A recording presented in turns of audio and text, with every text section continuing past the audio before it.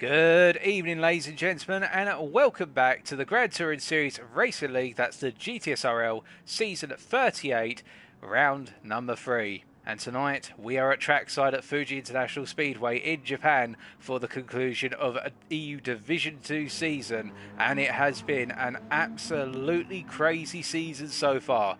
We've had highs, we've had lows, we've had drama, we've had drivers coming to blows, we've pretty much had everything you can name of. We've even had some peaceful times, and we've had tons of server difficulties, and well, you couldn't ask for any more. As we say hello to those of you who are joining us in Twitch chat immediately, including Benji and Jerry Racecar Driver, and all those you tuning in who aren't able to type or are a little bit too shy to type. I hope you're all having a great week, you had a good first half to your week, and that you're doing well, smiling and feeling positive as spring continues, and we're going to be getting underway with some fantastic racing tonight.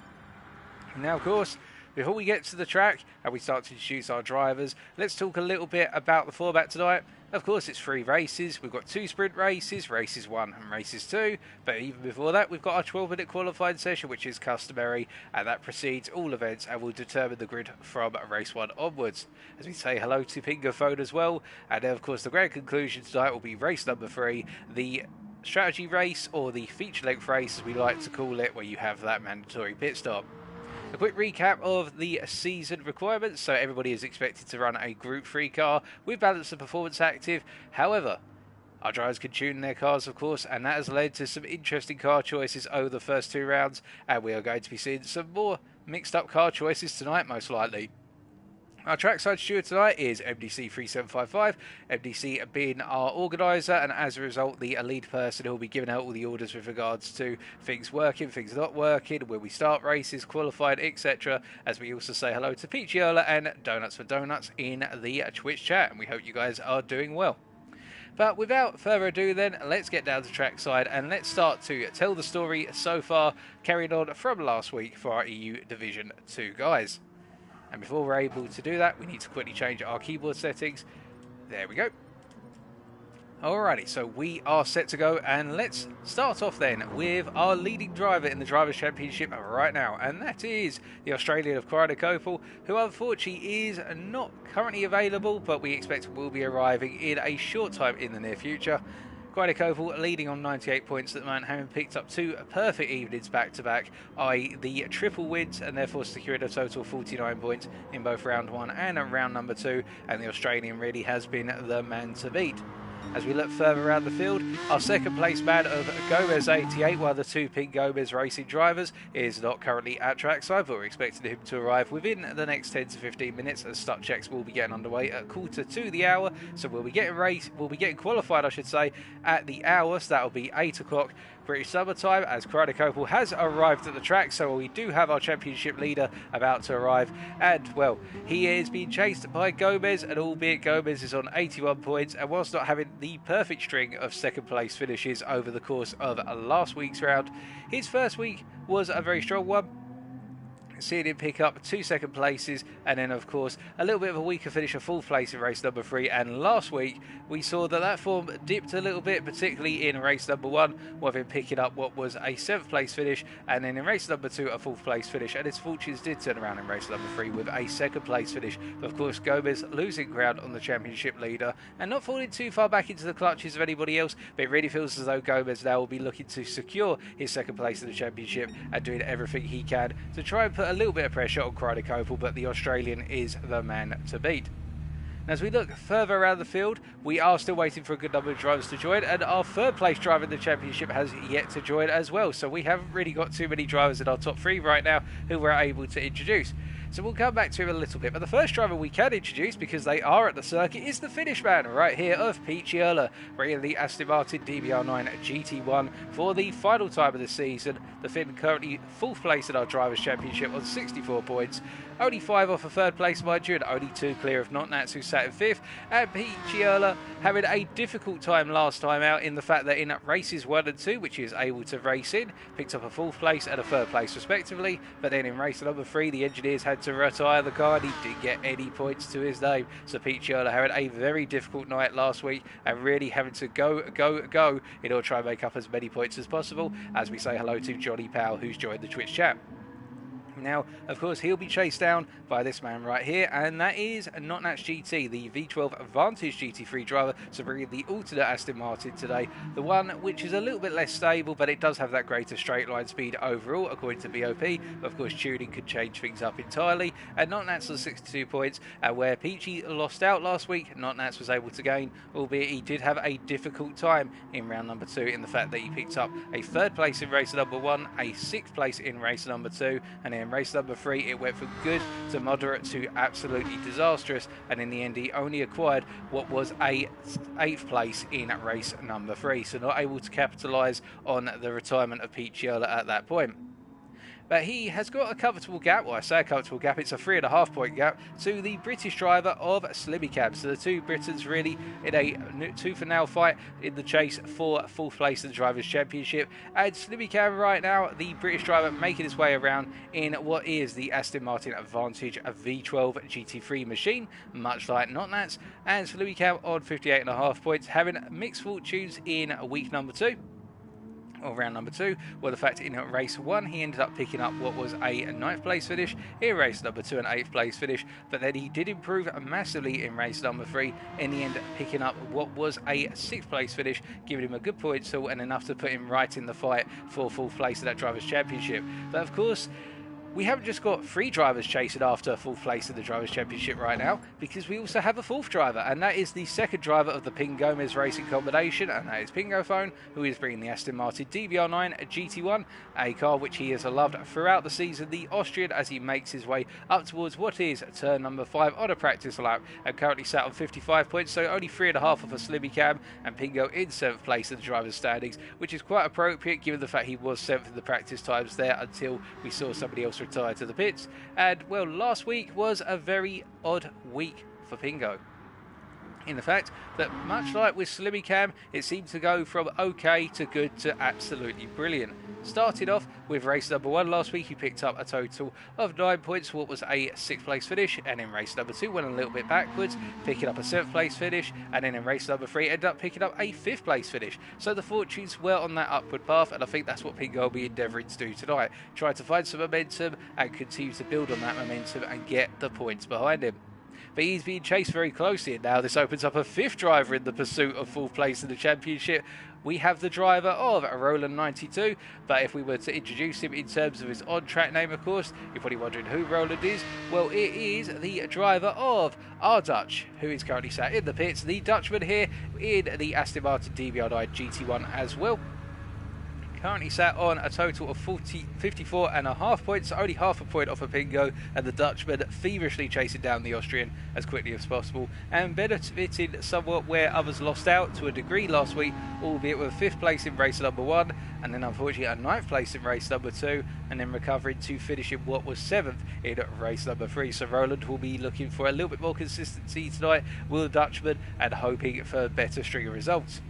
We then do have a sizable gap to P9 in the Drivers' Championship, as currently held by Careless One, who I do not believe is... Oh, no, he is at trackside. My apologies, ladies and gentlemen. The Dutchman in the Mercedes AMG GT3, as we saw one driver spin off there coming out of turn 1, getting on the power a little bit too soon. And the Dutchman, having not been able to participate in week number 1, so in round number 1, having to get all his points on the board in week number 2. And last week he did indeed shine, with 2 second place finishes in the opening sprint races and a 3rd place finish in the feature length race. And Careless One really probably wondering if he had been able to take part in the opening round, whether he'd been able to run Chronic Opal a little bit closer and perhaps take the fight to our Drivers' Champion, but instead he finds himself down in 9th place. But I think that's not entirely representative of what he would have been able to achieve if he could have committed to the entire season. And he's being pursued by Mr. Watt, albeit Mr. Watt is the best part of 13.5 points down, and Mr. Watt currently sat in the pits in the Jaguar F-Type, is the British driver, bringing the venerable British GT3 machine, a lovely car, and my personal favourite within the Group 3 category. Currently sat on those 26.5 points and having a very difficult evening in week number 2. To 10th place finishes being compounded in the end by retiring from the race before race 3 got underway, so no points on the board, and Mr. Watt really having it all to do tonight as he's joint 10th in the Drivers' Championship with our race host tonight, who is also taking part, and that is Mike, as some people know him, but we know him on circuit as MDC 3755, or MDC in short, bringing the Aston Martin DBR9 GT1 on 26.5 points, only able to participate in week number 1. But then we do have two other drivers who are in this championship, of course, and who should not be forgotten about. We do have the driver known as Jaff, who unfortunately at the end of, during the course of round number 2, as I remember correctly, he retired unfortunately due to personal circumstances and was not able to race again in this season. So Jaff sits there on 20 points in what is P12, and we suspect that he will lose out over the course of the rest of the season. And then in P13 right now is the Dutchman of K2XR, who is bringing the BMW M3 GT, the BMW Motorsport Mobile from 2011, a lovely looking car, and one that's not typically raced with the Group 3 category in GT Sport due to the way of balanced performance works. A lot of BMW drivers do go for the M6 instead, but the old M3 machine tootling along, going through turn 4 right now, and K2, well, is only able to take part in week number 1, picking up 14 points, and not able to participate in last week's round, so he'll have it all to do today to get away from the bottom. And then last but not least, to our drivers on 0 points right now after not being able to participate in either of the first 2 rounds is the Britishman of Valave in the Aston Martin V12 Advantage GT3, currently sat on 0 points, and we'll be looking to get some solid points on the board tonight. And we know that he is a fast driver when he hits his rhythm, and we'll be interested to see how he fits in compared to the rest of our drivers. So that's the story from P4 all the way downwards, as we say hello to Zeronic in the chat as well. And as we hop back up through our field right now, let's just go through some of those drivers who we did get a chance to introduce a little bit early on. So, for example, the Portuguese of Gomez, who's currently sat in P2 in our Drivers' Championship on 81 points, and really has been the driver to try and take the fight to Chronic Opel, although he did miss out quite a bit last week, the lead driver of the Pink Gomez racing team. What in the fact he was only able to pick up a 7th place in race number 1, a 4th place in race number 2, and then a 2nd place in a race number 3. So his form improving, but we do know that the Portuguese loves to be right up the front throughout, and he'll be looking to achieve that literally from the start of tonight's proceedings. The other drivers we're still waiting on, of course, are Me Not Stan from Team COC and also Chronic Opel. We know Chronic is here, but perhaps he's just a little bit shy and doesn't want to get the car out on the circuit or give away what he's bringing to tonight's race until the very last minute. Because, of course, our drivers are expected, once they announce what their car is for the 3 races of a given race round, as Slimmy Cam puts it into the wall on the inside coming out the final corner, going up onto that banked AstroTurf, which is not the ideal place to run out to, as some drivers found out last night. Resets to pits, and well, I think Chronic Opel may be just waiting, and by this time a number of our drivers as well probably being given the call to make sure that they are in the voice chat. Now, Notnats, the driver here, the Britishman, has been one of those drivers who's really thrown a spanner in the works for a lot of individuals. Well, the fact he brought the Atenza earlier on in the season, but now reverted to the Aston Martin, and we're looking forward to seeing what he is able to do. As for the constructors, of course, the big question with regards to the constructors is who is potentially going to be taking over that Constructors' Trophy by the end of tonight. Well, it's not a foregone conclusion, I'm pleased to say, in the fact that right now it is team number 3, consisting of our Dutch and also Chronic Opel, who are leading on 152.5 points, as we find our Dutch currently sat in the pits right here. And they've had the strongest form overall as a team, but Pink Gomez Racing is keeping them honest on 136 points, so the gap being the best part of what is, if my maths is correct, 16.5 points, with Pingaphone and Gomez chasing after them rather feverishly, but looking to get some solid points on the board, and their form has been improving on average over the course of the first 2 weeks, so they could be passed, and also they could be tipped to pass the championship leaders by the end of tonight, of course, if Chronic or our Dutch have a disastrous race.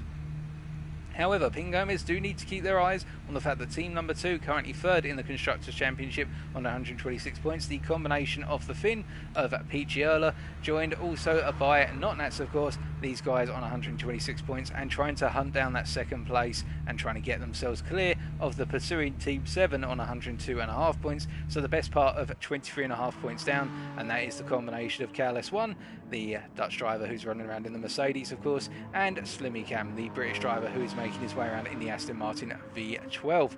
And we just had confirmation that Chronic has selected his car, and he is bringing the Jaguar F-Types. The Australian is going for something a little bit different. We've typically seen a lot of our drivers bring that Aston Martin DBR9 GT1, but the F-Type is being brought out by Chronic, and this thing, from what we're gathering, can be tuned to be an absolute beast in the acceleration zones, what with its 5-litre V8 supercharged engine. But we'll wait and see, of course, what it's able to do on circuit in the capable hands of our leading Australian. Now, as for 5th place in the Constructors, well, not far behind team number 7, only the best part of what is 7 points down is team number 6, the combination of me, not Stan, who's currently not at trackside, and MDC, who's currently sat in the pits, of course. They'll be looking to do their best tonight, although I think it might all be in MDC's capable hands here. And whilst we are waiting for things to get underway, it is then in the hands of really who it is trying to get themselves away from the very bottom of the constructors table, with team number 4, which will only consist of K2 going forward for tonight, given the fact that Jaff has unfortunately had to retire from the series. They're on 34 points, and then Laser Tools Racing, the combination of Mr. Watt and Belive, will be looking to get some solid points on the board as well. We haven't got K2 currently at the circuit. He hasn't got his car out on track. Oh, there he is. So there's K2. Switched over to the Aston Martin DBR9. In fact, going for a different livery here now, so perhaps just trying to throw people off by changing up his car at the last minute. And he is in competition with Mr. Watt, the driver here, who is a little bit car shy. Oh, there we go. Sorry, camera shy. The Jaguar driver up towards the final sector, and his teammate, of course, Belive, who's making his way through the final sector right now. Can they beat KLS1 and get themselves off the bottom of that constructors table? The gap between the two teams only being the best part of 7.5 points, 34 to 26.5. So that's the overall summary with regards to how things are playing out in the Drivers and Constructors Championship. Now, as for the track itself, well, at Fuji International Speedway, of course, a track which is well known for having crowned champions in the past. Perhaps the most legendary instance of crowning a champion in Formula 1 would be the legendary battle as immortalised in the movie Rush between James Hunt and Niki Lauda, where in the end, with the rain conditions being so atrocious, Niki Lauda was to retire the car, retire from the race, and James Hunt were going to win by coming home in what I remember correctly was, I think, 4th place or 3rd place, and he ended up winning by the best part of, I think it was 1 point in the end. But some ferocious scenes, and I believe over the years as well, this track has seen the crowning of a good number of GT2 or Super GT champions in the Japanese series, which has become global, and we are expecting even more champion crowning tonight. As all of our drivers are continuing to make their way around, we are going to jump on board with Gomez here, the Portuguese, who I think actually is going to be coming into the pits. So we're not going to be jumping on board with Gomez and doing a lap with him. Instead, he's going to throw the car into the pits and make sure to come in as cleanly as possible and not exploit the outside wall of the pit lane as a means of grinding the car into the pits and saving time. Our drivers will have been briefed about that before tonight's race to make sure they do not use that exploit that you'll typically see in FIA races. But nonetheless, as we look around between our drivers right now and trying to find somebody who is getting close to starting that, so we're going to jump on board with the Dutchman of K2, who is running around actually being cheeky and staying with that BMW livery, but switches that Aston Martin DBR9 GT1. And we're actually not even going to get a lap round. Instead, we're going to get a stop check. So we'll give you a third-person perspective of a lap instead. Oh, goodness me. Well, we're already getting some cheekiness from our race host today. But here we go then, start check number 1, and this of course is a good indication of what it'll be like in the run down towards turn 1, a very long straight and one of the longest straights on the racing calendar in GT Sport.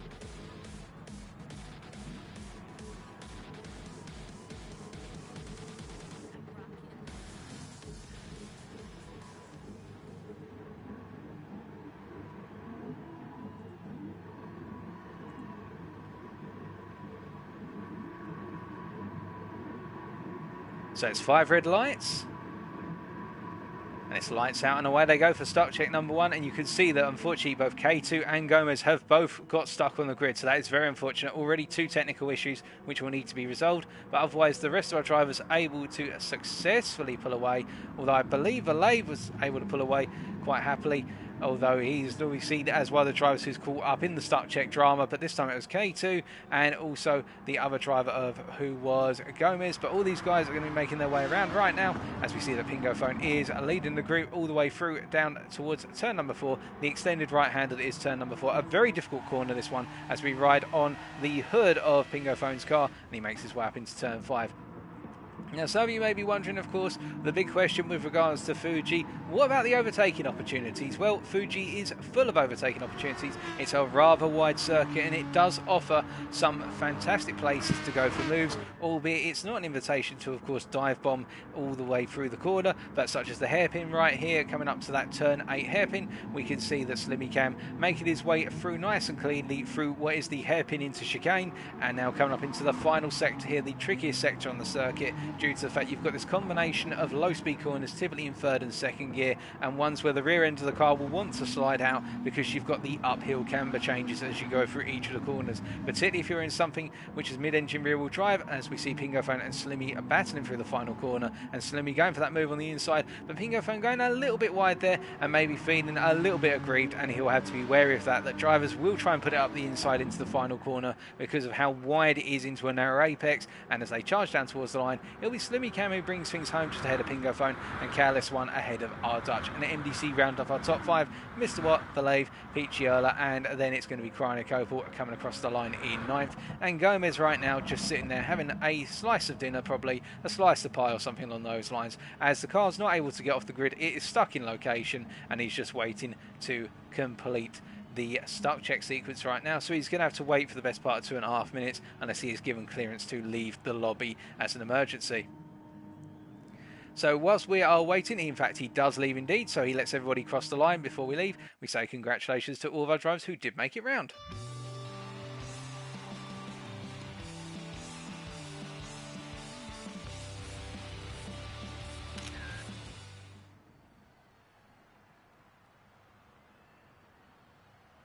And for those wondering what happened to Not Nats, because we didn't see him there, he didn't ready up to take part in the first stuck check race. So Not Nats failing the most basic principle, it would seem, of being ready for the race, which is saying that you're ready for the race. But jokes aside, of course, not to take the mickey for too much, as we say hello to Martin Brewer in the chat and to all those who have tuned in quite recently. We are waiting for Gomez and K2 to return, and then we should hopefully be getting underway with another stuck check. And well, there's K2 already, and Gomez should be making his way in very shortly, and we're now going to follow R Dutch around as he makes his way around in the Aston Martin machine. The things are gradually being cleared up right now. There's a lot of technical banter going down in the paddock to make sure that everybody's able to race. And we can see that R Dutch making his way through turn 3 right now. And with regards to the circuit, so we continue our way around. Turn number 4 being a very difficult extended right hand, which essentially tightens up at the very end as you go uphill into turn 5. Turn 5 being an extended braking zone. It looks as though you brake very far from the apex of the corner, but it's downhill and it's quite a sharp gradient as you brake downhill. Not downhill like Bathurst, of course, at the end of the hill section, and then going through 6, 7 and up towards the hairpin at 8 right now is our Dutch. You can see he's going to slam down on the anchors here, coming into the hairpin all the way down to 1st gear. In the case of his Aston Martin, he's clearly tuned it for an extended 1st and 2nd gear, and now charging it through the chicane up towards what is turn number 11. And as he comes through here, you'll see he's going to be very gentle on that throttle initially, but as soon as he feels he's planted the car, he goes through 12 and now up into 13. It's a very difficult corner 13 to brake for because you haven't really got a clear marker. You just have to feel where the car's going to bite into the corner, and now coming up into the final corner of turn 14 here, and again taking that wide line to get the best possible acceleration zone out of the corner and onto the start finish straight. And that is really a lap of Fuji in a nutshell. And in terms of overtaking opportunities, where you do have the glorious overtakes down into turn 1, well, the fact we have got an incredibly long straight from the final corner all the way down to turn 1. And it's such a long straight, we're expecting drivers to be hitting approximately 170 miles an hour when they're in slipstream going into turn 1, as we saw there that R Dutch peaking out at 168 miles an hour. And as he makes his way out of the 1st corner through turn 2, which is this little right-hander here, we can expect the occasional overtake into turn 3, but turn 3 is not normally an overtaking spot. It's normally a case of you're side by side, the driver on the inside will lift out unless they have got their nose ahead of the driver on the outside, because the fact 2 do not go into 1 at turn 3. Through turn 4, it's it's the same thing. They'll normally come through in sequence because you'll cost one another too much time there. And they'll come up into turn 5, an overtaking opportunity, but there's multiple lines through turn 5, and that's something our drivers will need to be wary of, in the fact you can go for a cutback or just get the return pass and the guy overtook you for cutting back inside them. Turn 6 and 7, they really formulate more of a straight up towards turn 8. And turn 8, the hairpin here, again, a good overtaking spot, but you've got to be brave on the brakes. And remember, if you're on that inside, it's going to narrow your apex for turn number 8. And then through 9 and 10 he goes. Not really a present overtaking opportunity, nor is 11. And up into 12. 12 is one of the first corners where you can go for an overtake. As you see, you've got 12 here and up into 13. And it's really, you set the overtake up in 12 to go for 13. But it's sometimes better to wait behind the driver. And as you come up into what is turn number 14 here, you go for the move up the inside here, because there's a lot more space to do it. And also the driver ahead of you will be more wary to the fact, but of course that is the trade-off. And instead you may not go for the move. Instead you may try and tuck in behind and get the best possible launch out of the final corner and drag race them to the finish line, which our time in line is just shy of halfway down the entire length of the straight, so it is a good opportunity to overtake in a slipstream battle right at the end. But we are now waiting for our second stuck check to get underway, but everybody is getting readied up right now, so we are feeding some positive vibes, and I think everybody is going to be a-okay. But we're just waiting to find out.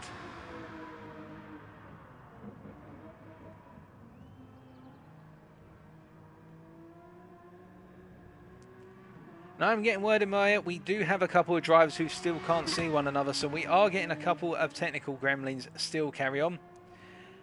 Hopefully these technical gremlins should be sorted within the next 5 to 7 minutes.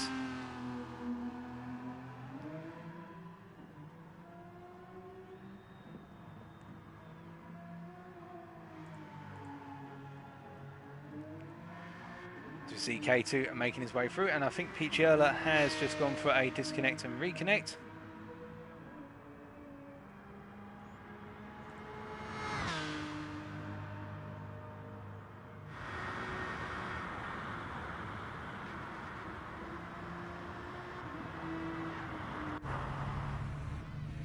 But we are waiting right now, patiently waiting as Mr. Watt is making his way around.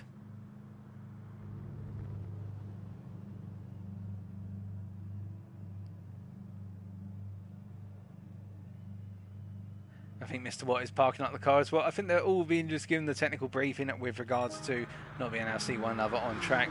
And MDC trying to keep all the drivers in order. It's like trying to keep a herd of angry horses in order, because they all just want to go raging off into the distance and go racing, but we have to try and keep them just a little bit calmer.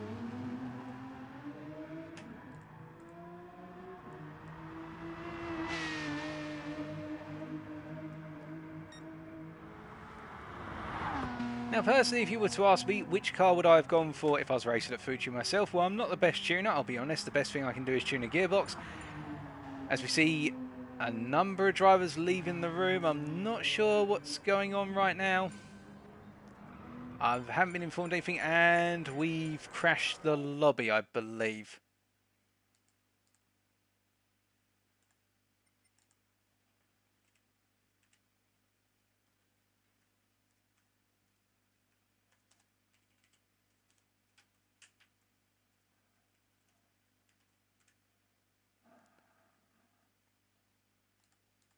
But bear with us, folks. We should be back and underway in the near future.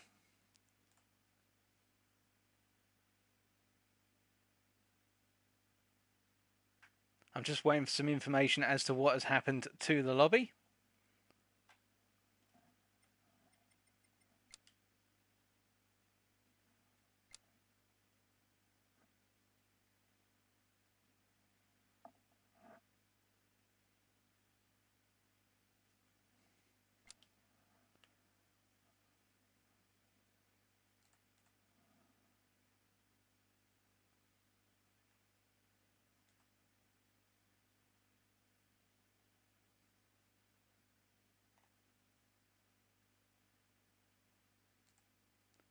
Okay, folks, we seem to have lost our race host right now. We are waiting to find out what is going to happen with regards to the reforming of the lobby, but just give us a couple of minutes and we should be back with you very shortly. But in the meantime, I guess that big old question of what car would I potentially bring as we just go back to the garage. Well, I'm always a person who loves to bring something a little bit different. And given that Fuji is a bit more of a power circuit than it is a handling circuit, although we could tune a handling car to be a little bit more on the power per se. I'd personally be looking to bring something such as the Ford GT. Now, it's not a car which is necessarily known for its tyres and that, but given the fact that we have 2 sprint races, and then it's only really in the third race where that tyre wear is going to be a concern, and you can really rev the Ford GT, I think it'd run with a good base build. But that would be my personal pick.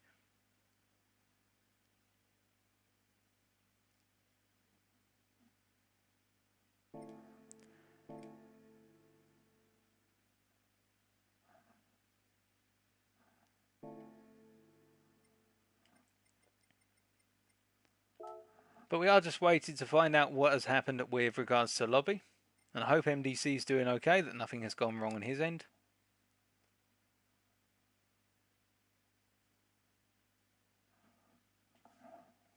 So in the meantime, given that we have got a little bit more time to go now, rather than starting at the hour for qualifying, if you haven't already grabbed yourself a drink, alternatively some snacks, or you need to go to the bathroom, then now's the time to do it, I think.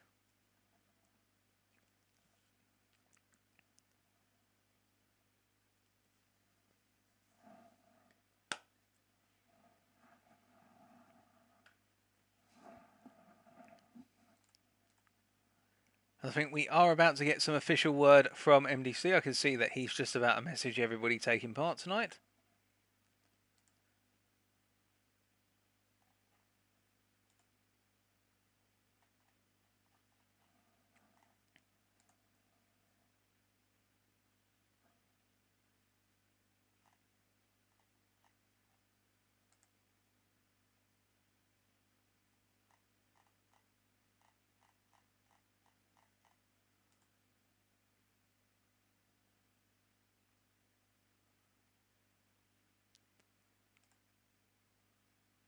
Okay, so MDC was just doing an internet connectivity reset as we say hello to Vitor Knight 21 in the chat as well. So don't worry, it's not that we've had everything completely break on us. I think everybody has been asked to essentially reset their router connectivity. So MDC should be back and reforming a lobby in a very short while.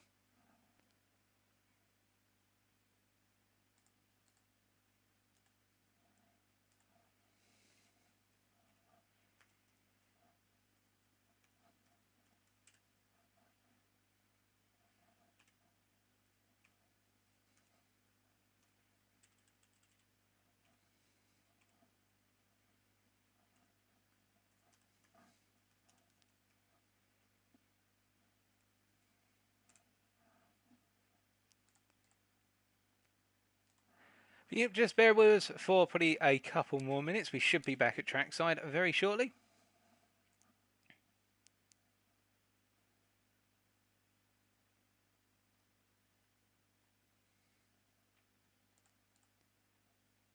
Indeed, K2, let's pray that things can get underway again today. Okay, the lobby is back up, so we are going to rejoin now.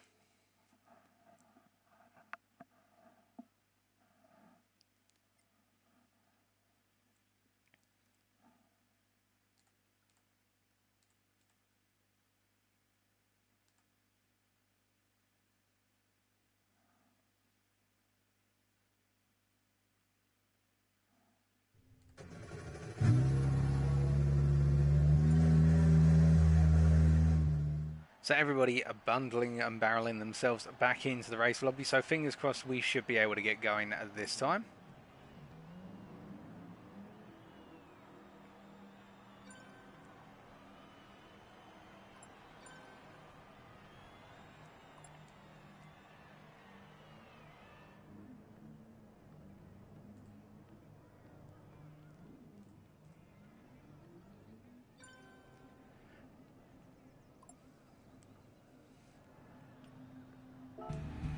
Alrighty, so we are back at trackside once again, and hopefully with everybody resetting their connectivity, we should be good to go this time around. We hopefully should not get a disaster like what happened a little bit earlier on in the season with, coincidentally, EU Division 2, where everybody's connectivity went upside down and they had to postpone to a Thursday.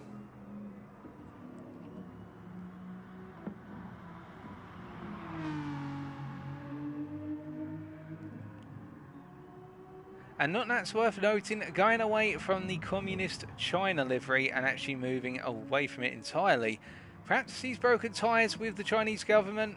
Not sure. We didn't get a chance to speak to Notnats down at the paddock beforehand, but there were rumours he did have some Chinese authorities trying to speak to him going into this race, and perhaps he doesn't want their sponsorship anymore. Perhaps the death of Prince Philip has influenced his choices to run with what appear to be Georgian flags on the car.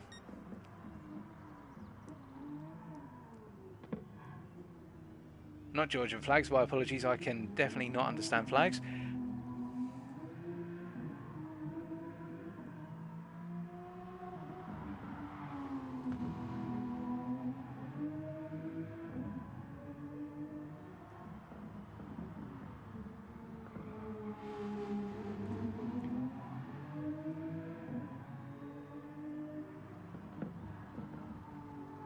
And we are hearing that the connectivity issues are continuing for some of our drivers here. So this is not too good right now. Supposedly we've got a couple of drivers who are seeing only 11 drivers out on circuit, including themselves. Not the full roster of 13, but I think we are getting the push from those individuals that if they are able to launch it off the line and they're not stuck, then it'll be go, go, go for them. Either they want to get racing all the same.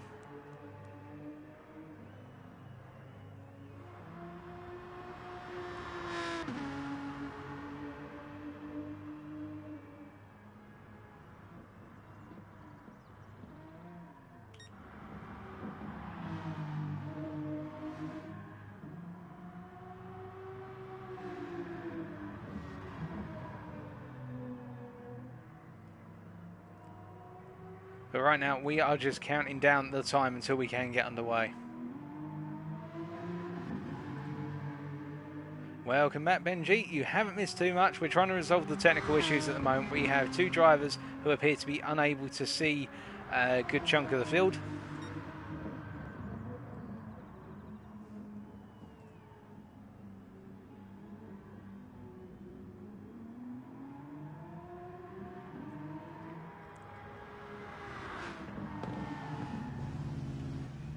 We can count on our end that we can see the best part of 12 drivers, and I think there is one driver who's a little bit shy and doesn't want to ready up. No, my apologies. No, we do have all 12 drivers here. Oh, it is 12 drivers, it's not 13.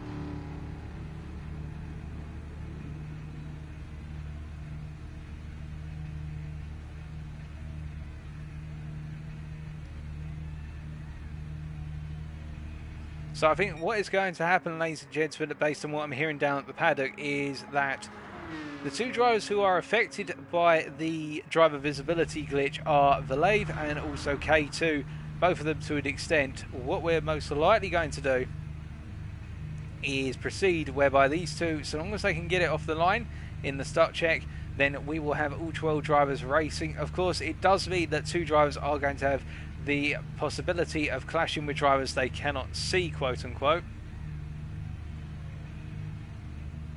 But we are going to do a start check and then see what happens there. We're hoping that everybody's able to pull off the line this time.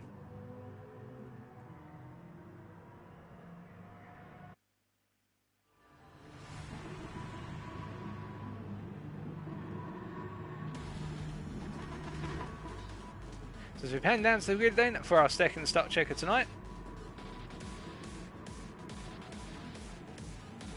Our 12 drivers here. We are going to try and get underway, and hopefully this time we do not have our drivers at the rear of the pack get stuck.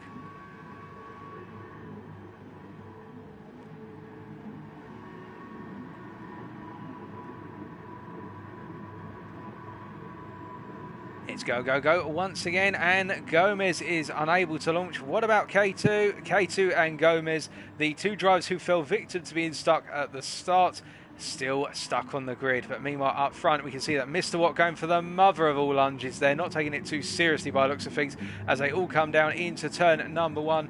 And, well, Mr. Watt's definitely going to fix that braking point for race number 1 when we do get underway, because I don't think the stewards are going to be happy with that if it happens in the real race, along with his colleagues.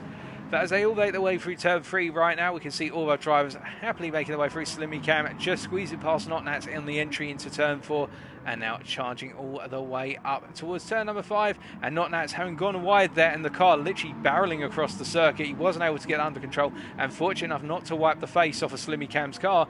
And that means now Chronic Opal up into that P2, the Jaguar driver from Australia, getting a very nice opening run on this second of the start check races. Of course, they don't mean anything apart from a little bit of pride, perhaps, as our Dutch goes for a late sneaky move up the inside of Peachy Erler, and Peachy gives him the space just about.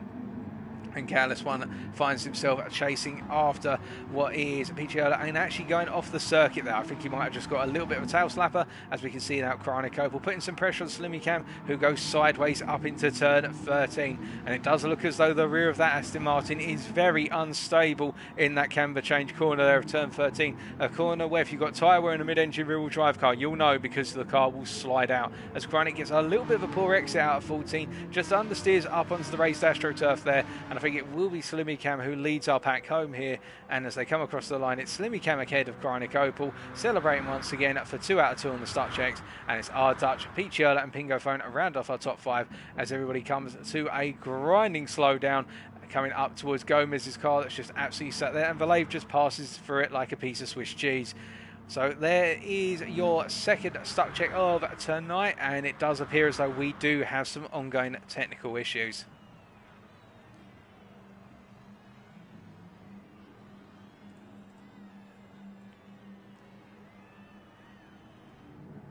And in terms of how this could be resolved, we could probably go one or two ways at this point. It will either be the case that we look at an alternative host, or we alternatively look at asking some drivers to retire from the evening, i.e. the stock drivers.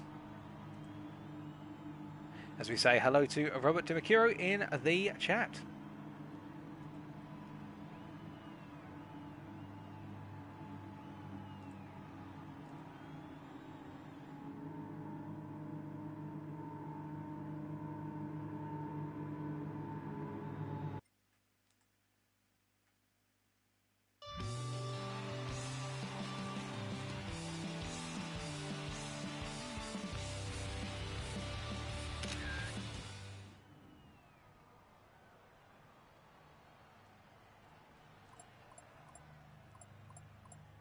Alrighty folks, well that is our second start check complete, and well we do have those ongoing technical issues as mentioned.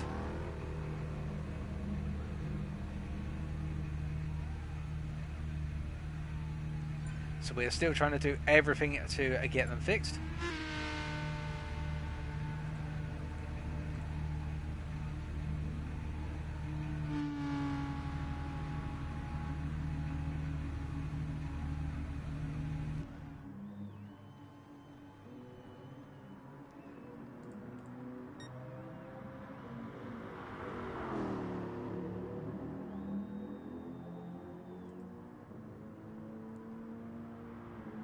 And what I believe is now being proposed, it's felt that from the perspective of K2 and Gomez, who are stuck on the grid, well, I believe at least K2 is unable to see Valave, and so Valave has offered to essentially leave the lobby and see if we can get the start check underway and everyone's successful without him, and then he'll try to return.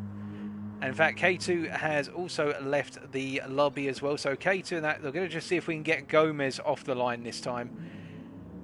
But I do think we are going to be behind by the best part of probably half an hour once this is complete, folks. So very sorry about this, but we are trying to get things fixed as quickly as possible for you. But you do get to see a lot of runs down into turn 1.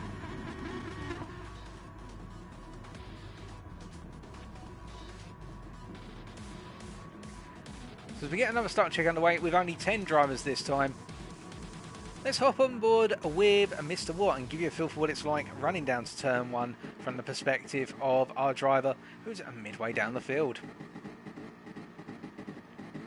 In that Jaguar F-Type, of course.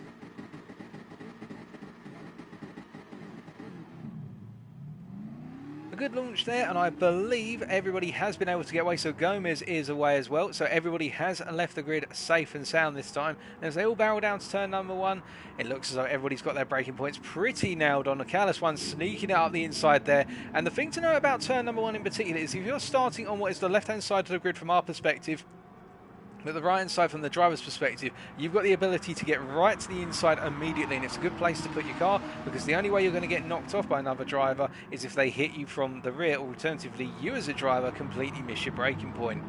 But as they all make their way up through turn 4, you can see they're 4 wide coming out of turn 4. Chronic Opal sandwiched in the midst of Slimmy Cam, Notnats, and also Peachiola. And I think it does settle with Slimmy Cam getting ahead, although one driver seems to have gone a little bit sideways, and that is Mr. Watt there. And Chronic Opal as well being tapped by Mr. Watt from what we could see.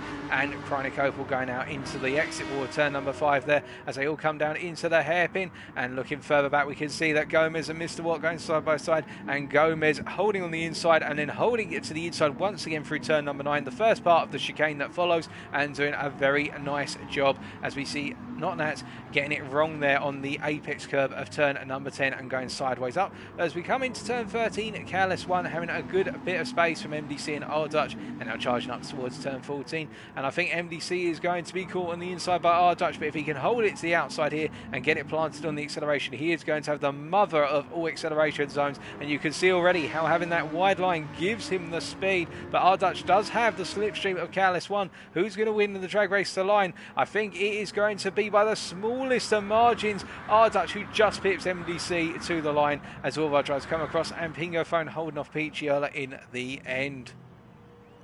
And we're just seeing that Chronic Opal's coming across the line right now, and on top of that as well, Notnats as well.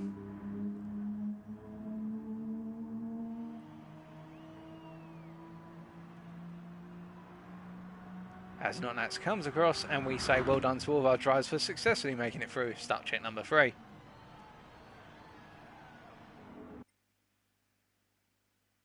As we say hello to Olaf Biscuit in the chat.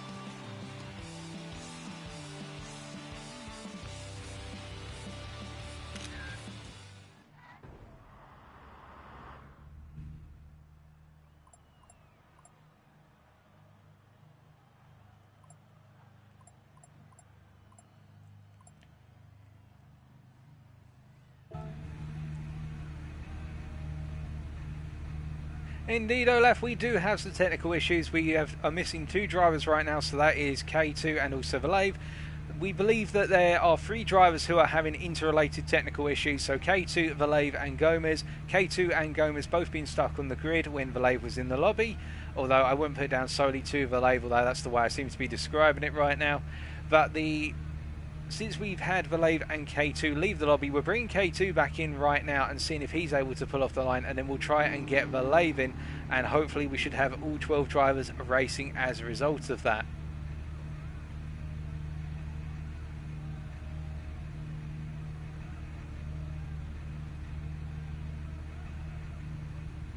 But with regards to the comments, so I do apologise for the fact I missed EU Division 1 last night. I wasn't able to cast that. Unfortunately, due to a scheduling conflict, I was casting the Bino Manufacturer Series opening round of the quarterfinals, which is probably why my voice sounds a little bit subdued right now, because that was 2 hours endurance yesterday, and well, I'm saving my voice for when the action does get underway tonight. And tech issues yesterday as well. Okay, so it seems to be a chain of events.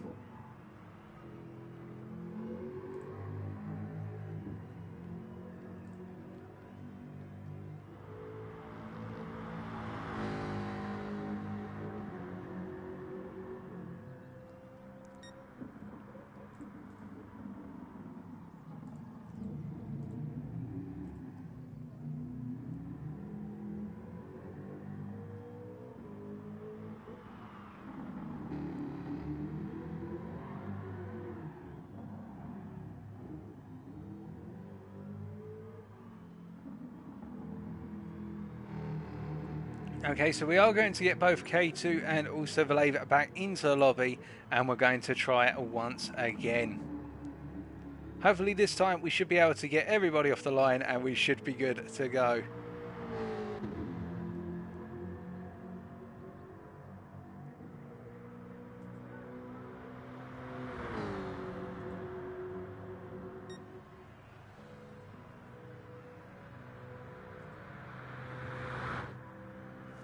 Okay, so we've been informed by our race director here from MDC that we're going to be starting one more start check with everybody in the lobby. If things do not work out, then whoever is stuck will be asked to forfeit tonight's round, and we'll be doing qualifying with the remaining drivers. So it's going to be all or nothing right now.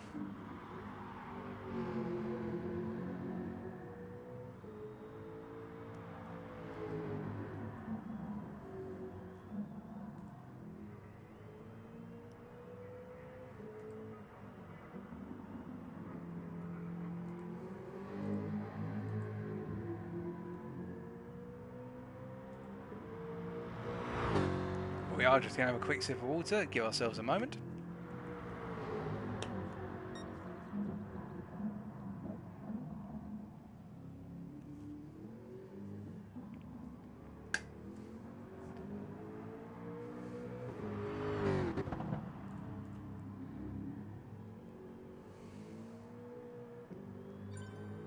Okay, so this is going to be our final start check. Let's pray that everybody is able to get off the line this time. Fingers crossed.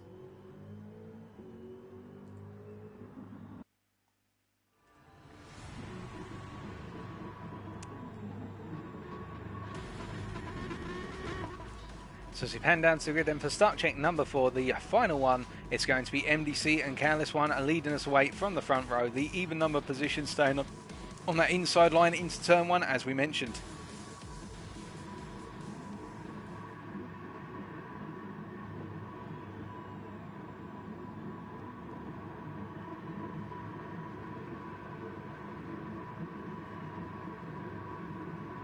It's go, go, go once again, and the only driver this time, conversely, not able to pull off the line is Valave, who immediately is out of the race, but everyone else was able to pull away absolutely fine. So it looks like we're going to be dropping Valave from this race, which is very unfortunate, as all of our drivers make their way in once more. And you can see now they're all getting just very feisty. They all really just want to go, go, go. And I think they're going to try and get through this one lapper as quickly as possible and get on with qualifying. I think everyone's chomping at the bit now as we see Slimmy Cam going very wide, going into turn number 4 there. A very difficult run from Slimmy Cam there. And now he's going to have to rejoin, but he's going to be rejoining from the escape road, the runoff area, and he will rejoin up into the corner. In fact, deciding to launch the car across the corner there, and I think Slimmy Cam just needs to rein that one in a little bit, because that's not going to be frowned very high. Well, it's going to be frowned upon quite a bit if that happens in the race.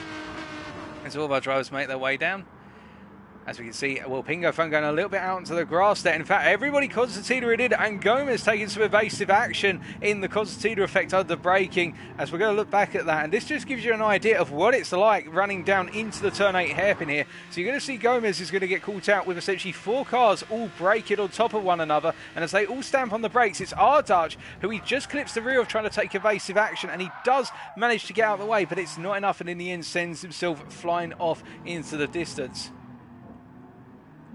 But as MDC now brings our drivers home for the final time of asking in these 4 start check lobbies, then we'll say 4 start check races, we will be getting underway with qualifying, and it will be go, go, go in the best part of a couple of minutes.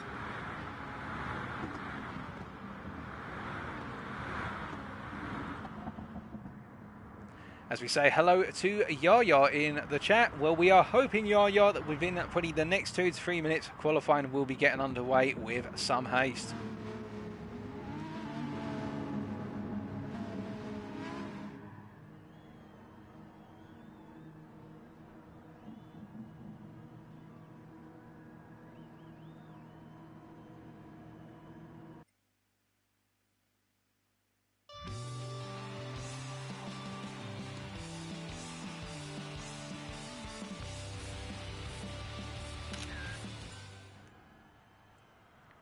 So unfortunately, that will be Valave, who has retired from tonight's racing due to the start check issues that we have had.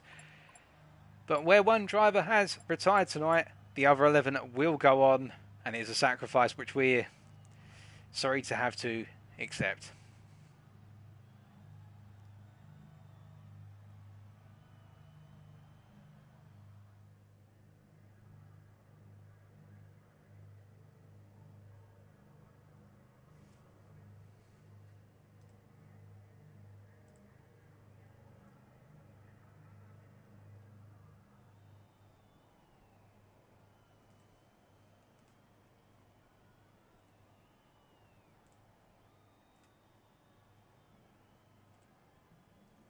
Alrighty folks, well qualifying will be coming any minute now. We're going to get a change in time of day and then we will be a go for 12 minutes of qualifying. There it is. So all of our drivers, as soon as they're able to, will be getting out of the pit onto the circuit. 12 minutes. Who's going to be in pole come the end of it? Place your guesses now. I think we could be looking at a strong showing from Chronicople as always, but we did see that Slimmy Cam was quite fast in practice, and indeed K2 was as well. K2 of course sneaking onto the circuit with that Aston Martin BMW engine DBR9. As all of our drivers make their way out onto the circuit, and we can see Cherry Race Car driver supporting. Well, we have got some more technical issues. We have got Slimmy Cam who's disconnected, but I think he'll just have to rejoin.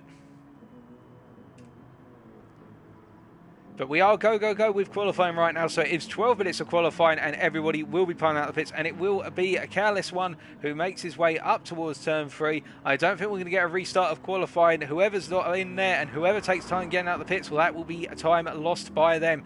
As the Dutchman immediately goes to town in getting those tyres warmed up in that Mercedes-AMG GT3 2016. And we can see the MDC, meanwhile, following after as well.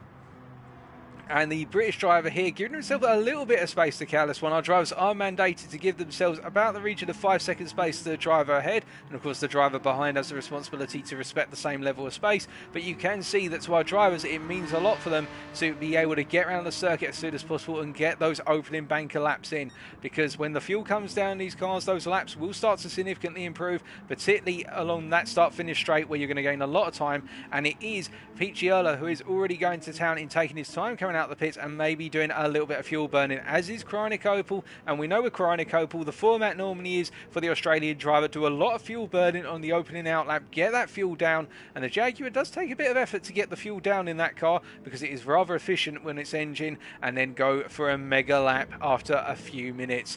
But talking about laps and talking about fast ones, we're going to start off then with the Dutchman. Careless one takes us around for the opening flying lap, and we're going to ride on board and bring it to you live. So as he comes up towards the timing line then in 6th gear, building up the speed gradually, heading up towards 160 miles an hour, creeping up there. The Mercedes, they're taking some time to build up speed and coming into the turn 1 braking zone at 163 miles an hour. We can see already a straight line speed deficit with that AMG machine, but in return in the corners, very stable, and coming out of turn 1, cutting as much as possible at turn 2, and now up into turn 3, and he'll be looking to go nice and late here, approximately 75 metres on the braking point, coming down to 4th gear and then riding it wide, being cautious of that exit curb there because it is known to have a curb glitch in mid-engine rear-wheel drive cars. And as he makes his way through turn 4 and up to the hill towards turn 5, a nice line there. He could have been a little bit more aggressive on the throttle perhaps and opened the steering up a bit more, but who are we to complain as he comes through turn number 5, and again just keeping the car in the centre of the circuit. I think Careless is just trying to find his bearings a little bit at the moment in terms of exactly where the limits of the grip are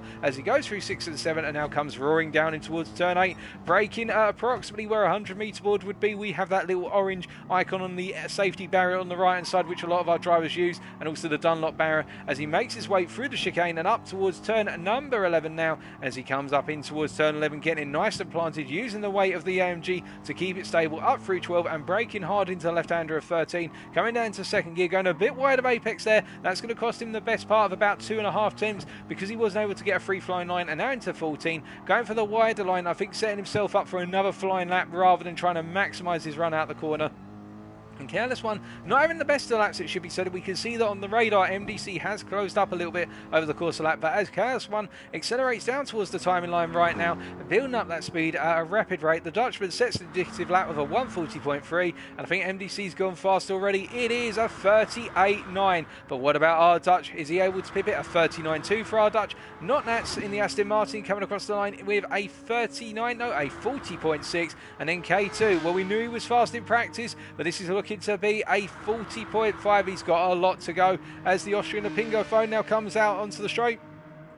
Drag racing his line down towards turn number 1, but before he does, he comes across that timing line, and in his British machinery, what is he able to achieve? It is a 140.1, and Mr. Watt, well, the Jaguar driver here, the first of our 2 F-types going around the circuit with that lap time there. Not a great lap there from Mr. Watt, it should be noted, as Gomez as well, doing a bit of fuel burning on his opening lap, and I think a lot of our drivers here opting to do fuel burning over actually going for a solid lap as Picciola comes to complete his first flying lap, and what's it going to be? It is a 39. 39.3, putting in provisional P3. And as for Chronic Opal, well, this is his opening flying lap, and it is a 38.6, 3.5 tenths clear of anybody else, and Chronic already investing in dropping some fuel out that car, as now Slimmy Cam, who we ride on board with, goes around for his first flying lap, having connected later than everybody else, what were those technical issues. As he makes his way down in towards turn 1, then going a bit deep on the brakes, but catching it with that second gear downshift, albeit the rear end of that Aston Martin, you can see how much he has tuned it for oversteer, as he's going to dodge Chronic Opal, who's staying well off the racing line to burn some additional fuel there. Chronic Opal going for a maximal fuel burning, and now Slimmy Cam uses the full whip for turn 3. You can see he is really attacking these corners in the V12 Vantage, really feeling bold with the car as he goes nice and wide out of turn 4, up into 5 now, and snapping the car to the right before swinging it to the left and using a downshift to second gear to turn it into the apex. But you can see as soon as he gets to that throttle in second gear, the rear end of that Aston Martin does not like second gear at all. It is very unstable, but that's what's giving him the cornering potential. But in return, as he comes into the hairpin right now, we should see that he's going to have to be quite sensitive on the throttle through the hairpin into chicane, coming down to first gear, and that rear end really snapping hard, and it is definitely a car which is a beast. But Slimmy seems to be taming the beast right now, as he's got one sector to go. He comes up through 11, up into 12 and 13.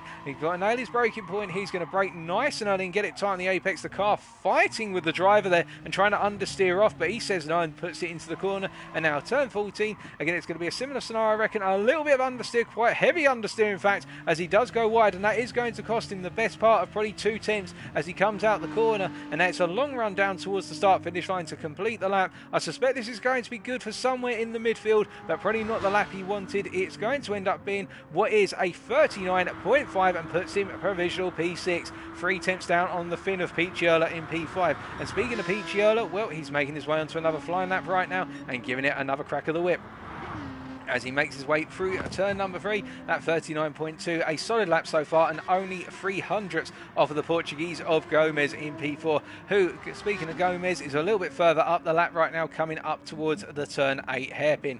As we do see Chronic Opal come across to begin another flying lap, having burn even more fuel out the car, and MDC coming into the pits for a tyre change. And it's worth noting the racing medium tyres our drivers are mandated to use seem to last the best part of only one flying lap before they have significant wear, and that graining starts to wear into the lap time. So our drivers will have that in mind, although Chronic Opal is investing in that fuel burning and will probably pit at the end of this lap and then go for one final lap, feeling confident that 38.6 is enough for pole, and he'll just want to cement it even further. But as we come back to Pete Chiola right now, the Finnish driver making his way up towards turn number 13 for the third time of asking in his qualifying session so far. A very nice run out of 13, as you pointed out there. That DBR9 looking very stable in the Finn's hands as he now comes up through 14, gets a nice hook on the apex there, and now builds that throttle. Uses a little bit of excess AstroTurf there as he makes his way out of the corner, but doesn't run any of the wheels up onto it. And in fact, I think Peachy is coming into the pit. So no change there as Gomez actually sets the pace. We missed that completely. Gomez on a 38.3 so far, so 2.5 tenths faster than Chronic Opal. So it's not going to be all the Australians' way immediately,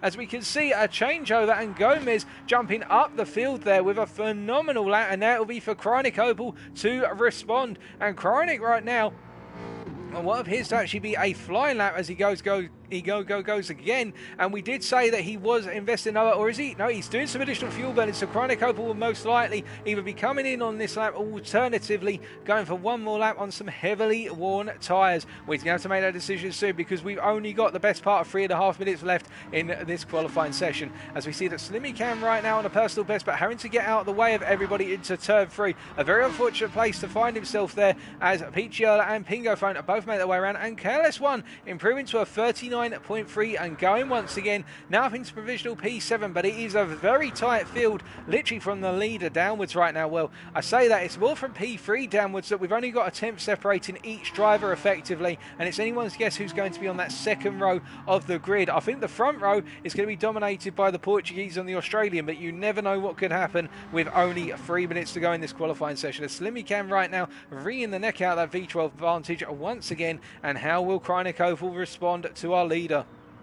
Our provisional leader, well, Chronic is up by 1/10 in the opening sector as Gomez is into the pit to put on a fresh set of tyres, and he will need to then charge around. He hasn't got long left, but as Chronic is making his way around, we are going to stay with the Australian as he comes up in towards turn 5 right now and tucks it through the corner, and a very nice flowing line there in that Jaguar as he comes out the corner using the full width for the exit, and now coming through 6, 7 and down into 8, and we're going to see the difference between the Aston Martin and the Jaguar being the Aston Martin has the acceleration, whereas the Jaguar is just that little bit more collected on the brakes by the looks of things. He's now 2.5 tenths up on his previous best, and he is pretty much in the same zone as what Gomez's time was, so this is going to be very close between the two of them as Chronic makes his way into the final sector now. He's only got the best part of 3 corners to go, 2 of them coming up very quickly, and then 1 corner left. He goes into turn 12, gets it nice and wide for 13, a very smooth flowing line there from the Australian, and now 1 corner to go, turn 14. He's going to have to nail this one because after this he's only got 1 more lap and the tyres will have wear on them, particularly that front left. We can see it is starting to get some graining, and that means it's going to cost him into those braking zones just a tad little more than he would like. And as he comes down now, is it going to be enough to pip the pole position lap so far? It is going to be a 38.3 and well 319, so by the gap of 24 thousandths he has pipped Gomez, but remember Gomez is on his out lap and he will have 1 more lap to come back as we say hello and goodbye to a bot in our chat right now. We do not need you, so please disappear, and we'll make it disappear. But coming back to the action that's happening right now, we can see that Gomez coming through the final sector and experienced a little bit of traffic as well, and we're hoping that he's able to get it done in terms of being able to get a nice clean lap in as K2 is behind him and on a charger of a lap right now and trying to use a little bit of Gomez, I think by accident it would seem, in order to gain a little bit of pace as he makes his way up onto that start finish straight to complete another lap, and he will have 1 more lap to go as we see that our Dutch has not changed position and MDC neither. What will K2 do then? It's not an improvement from K2, and he's definitely picking up that toe right now off of Gomez, and I think that may end up going back to the stewards afterwards as all of our drivers are making their way onto that final qualifying lap then. And how will this man respond? It is up to Gomez then in the Aston Martin DBR9 to respond to the challenge from the Australian. Can he finally pip Chronic Opel to pole position in round number 3 this week? Well, we'll have to wait and find out, and it's only 1 lap to go, and he's already a half a tenth faster than Chronic Opel as he goes through sector 1, but now sector 2, and this is where the offset between the two cars starts to occur. That Jaguar having a little bit more turning perhaps than the Aston Martin, although I say that Gomez looking very composed through turn 4. That DBR9 being set up very nicely for the long apex there as he makes his way out of 5. A very similar line to Opel as well. The two drivers inseparable in terms of their qualifying laps, but will Gomez be able to achieve it? He has only got 1 more sector to go as he comes across the timing line here. He is only half a tenth up on Chronic Opel right now, and to give you an idea folks, Chronic Opel on a lap, he's literally just started his final lap, so as a result Chronic Opel will be the last driver around, and that will mean that he has the opportunity to actually respond to Gomez, but Gomez absolutely hammering it right now as he makes his way up into 13, and it isn't quite as wide a line as perhaps what Chronic Opel was taking, and that's where the differential is as he comes up into the final corner then, and he makes his way and he's going to try and fly it off the apex here, clips the apex nicely, and now he's literally just got to put the hammer down and see if he's able to beat his competition. Will it be enough as he comes down towards that timing line? He'll be wheeling the car on, he'll probably be ducking down in the cockpit for aerodynamic efficiency, although it won't matter here, and it is a 38.4. It is not enough from the Portuguese, and our Dutch and K2, the two Dutchmen, will line up on that second row so far, but we have got some more qualifying laps coming in, including Picciola, who does not improve from a 39.2. Anybody else out there at circuit right now? Well, we've got Mr. Watt, who's on an aborted lap, as is not Nats, so the only driver left to go, as we didn't quite see where MDC had qualified by comparison with the rest of our drivers, the only driver to go is Chronic Opel. He has done it, ladies and gentlemen. I don't think there's going to be anything else from anyone. He's not on a personal best, so this man right here has made it 3 pole positions out of 3 with a 38.319 tonight in what has been a very closely contested competition between his Jaguar and the Aston Martin of Gomez 88. So as he comes across the line here to complete his part of the qualifying session, it will be Chronic Opel and Gomez lining up on the front row, separated by only the best part of 200ths or 24 thousandths. It's then a gap of 1.5 tenths down to the second row, which is going to be taken over by the Dutch resistance of R Dutch and K2. The two Dutchmen here definitely competing for the big prizes tonight, albeit K2 down by the best part of half a second on his fellow countryman. Slimmy Cam qualifying in P5 will be starting off our third row, the British driver, and alongside him will be Pete Giola, the Finnish driver. And then it's going to be Callis 1 who starts off our fourth row, assuming MDC doesn't factor into this. Of course, we didn't quite see where MDC qualified, but Callis 1 starting off our fourth row on a 39.309, and he will be joined by Pingo Phone, who in the end, in the Aston Martin, the Austrian driver, was the best part of 3 tenths a second down. Our fifth row will be started off by the British combo of Mr. Watt in the Jaguar F-Type and Not-Nats GT in the Aston Martin, and it will be MDC who, based on what we can currently see, will be starting dead last, but I believe he's actually somewhere in the mix. But we will wait and find out what's happening with regards to qualifying shortly in terms of where MDC fits into all this.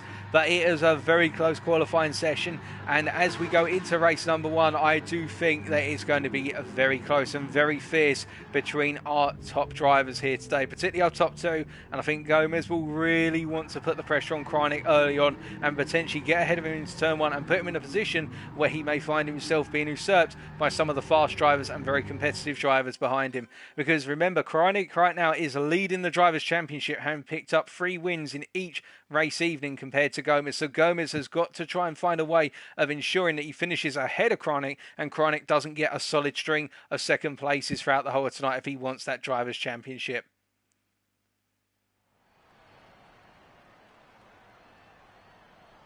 But as we are waiting to get underway with race number 1 then,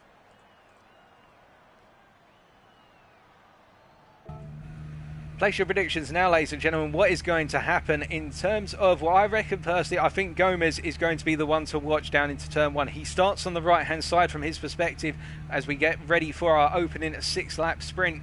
And it means that he will have that defensive line down to the corner. And the Jaguar, whilst it is good off the line, much like the Aston Martin, we'll have to wait and see what happens in that initial acceleration phase. I think the Aston Martins have just got a tiny bit of an edge, but it all comes down to the gearing as well.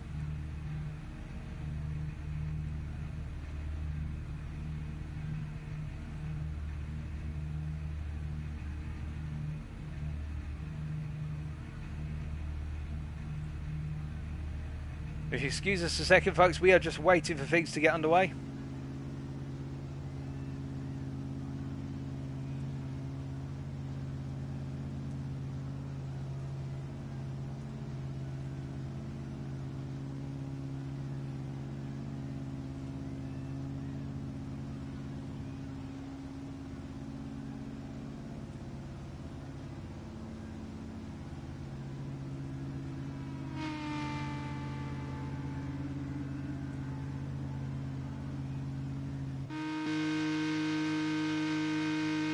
As we're counting down now to get underway with race number 1.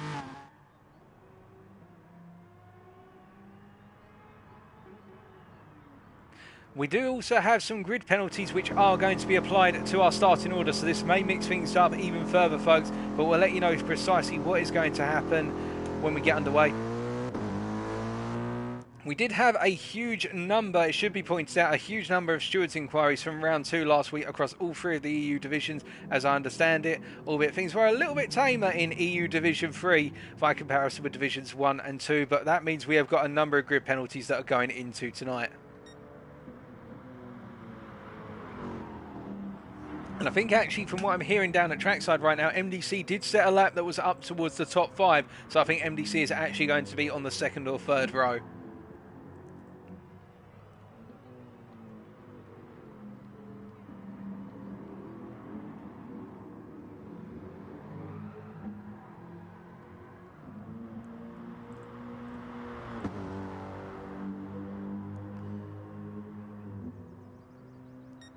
And thank you for confirming, Ben. So MDC is most likely starting around 3rd. We will wait and see, of course. It will be confirmed to us in a short order.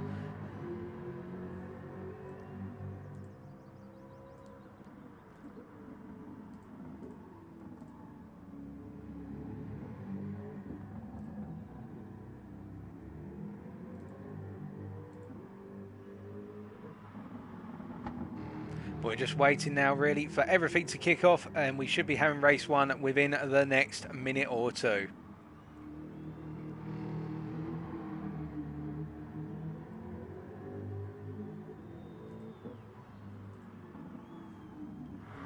As we say hello to those of you who have just joined to tune in, we should be getting this racing underway any moment now, as K2 is trying to embed himself within the flower bed on the entry to turn number 1 by the looks of things. That very deceiving BMW engined Aston Martin there, of course.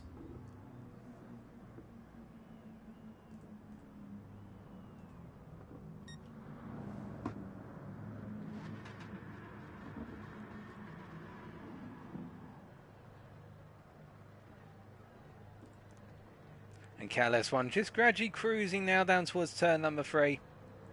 And Mr. Watt making his way past. I think our drivers are just eager to get going as much as humanly possible.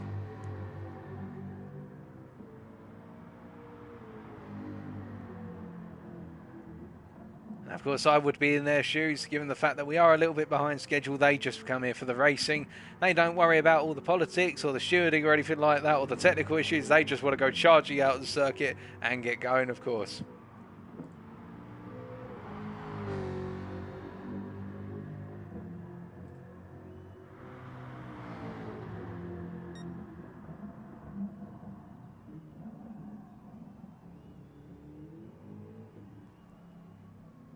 Alrighty, ladies and gentlemen, we are going to be getting race 1 underway any second now. I've just had it whispered in my ear by MDC, his sweet soothings in my right hand ear. It is the countdown, race number 1, 6 laps. Who's going to be the winner by the end of it?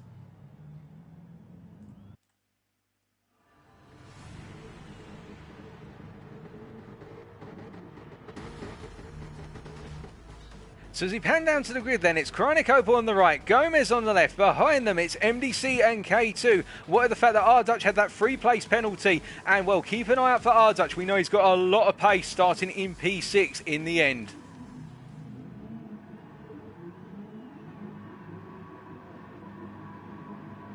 One red light, 2 red lights, 3 red lights, 4 red lights, 5 red lights.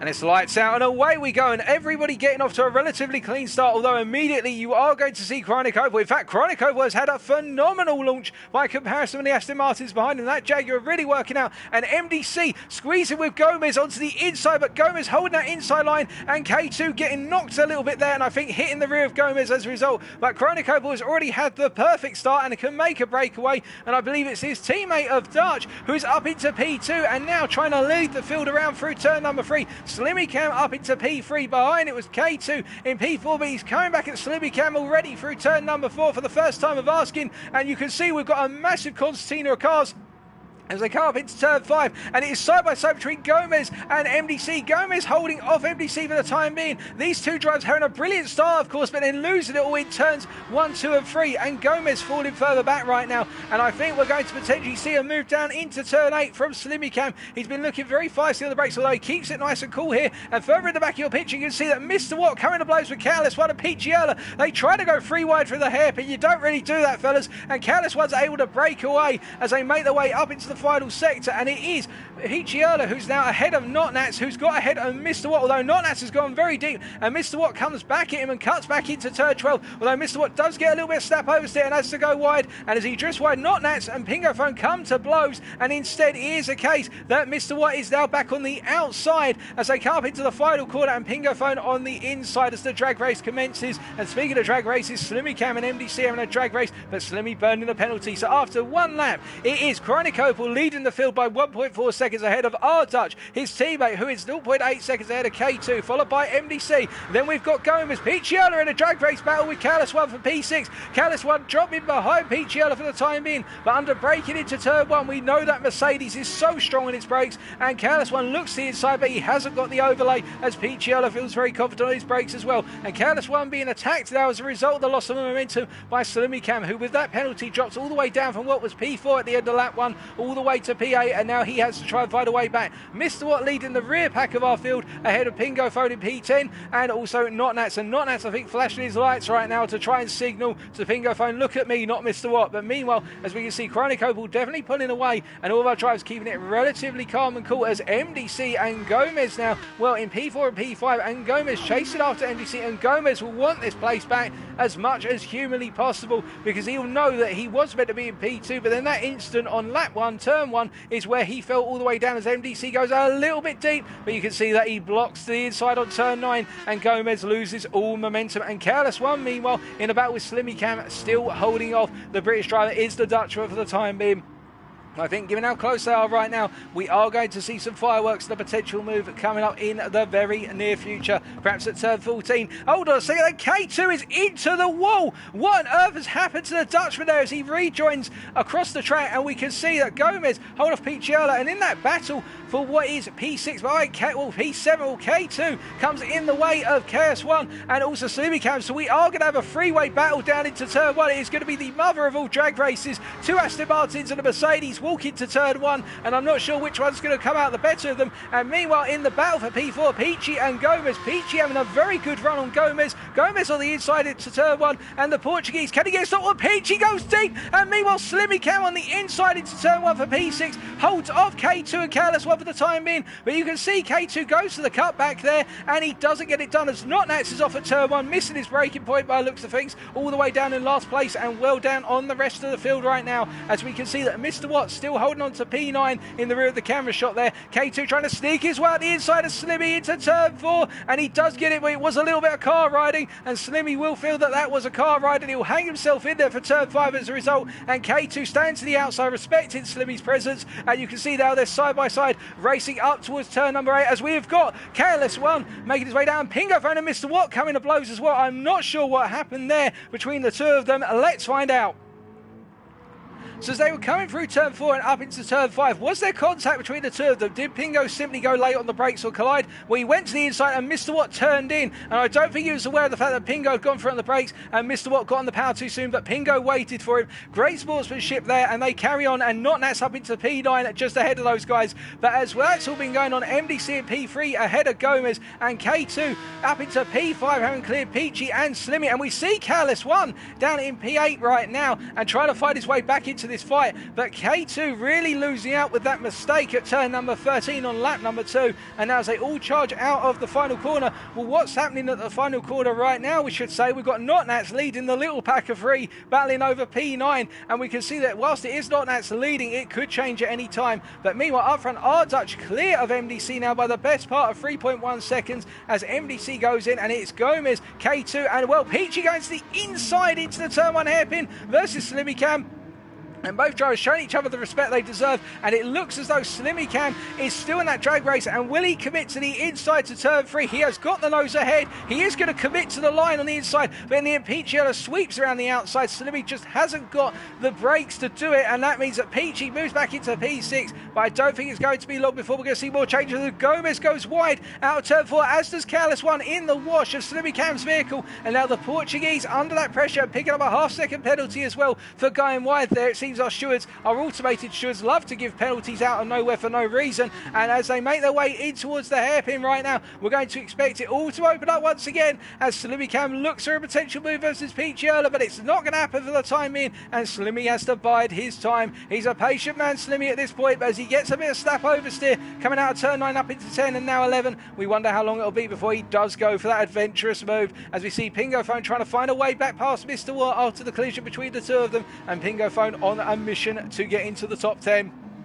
Now K2, meanwhile, having broke away a little bit from Picciola, you can imagine that Slimmy Cam, who's having a bit of difficulty in getting that Aston Martin planted in the final sector, Peachy will be very grateful for the disadvantage that Slimmy Cam finds himself under, and in fact Peachy has had a very good run out the final corner, has opened that gap up to the best window of a second now as they make their way onto lap number 5. And looking further back still, that ongoing battle between Notnats, Mr. Watt and Pingo Phone is continuing, and we look back from Notnats GT's car as he comes to the end of lap number 4, moving on to lap number 5, and you can see that the 3 of them are all probably eyeing one another up with the eagle eyes and wondering who's going to be doing what as they come down towards turn 1. Is it Mr. Watt on the inside. He goes for the move, and he's keeping the nose in there under braking. And Mr. Watt puts it up the inside. A nice move for the Brit on his fellow countryman, and he's up into P9, and Pingo Phone will try to gain on them. But meanwhile, back up front in that battle for P2, we can see that MDC is gradually closing down our Dutch, but that gap is 2.5 seconds. It was 3 seconds on the previous lap. It has come down by the best window of half a second so far, but I don't think there's too much of a threat as K2 gets a bit sideways. Hold on a second, we see Slimmy Cam go wide out of turn number 5. He doesn't lose the car at all, but he does pick up some dirt on his tyres. He will need to be wary of that when he goes into the braking zone for turn 8 here on lap number 5. And will he get caught out by it? Well, we can see that Gomez is closing up at a sensational rate of knots.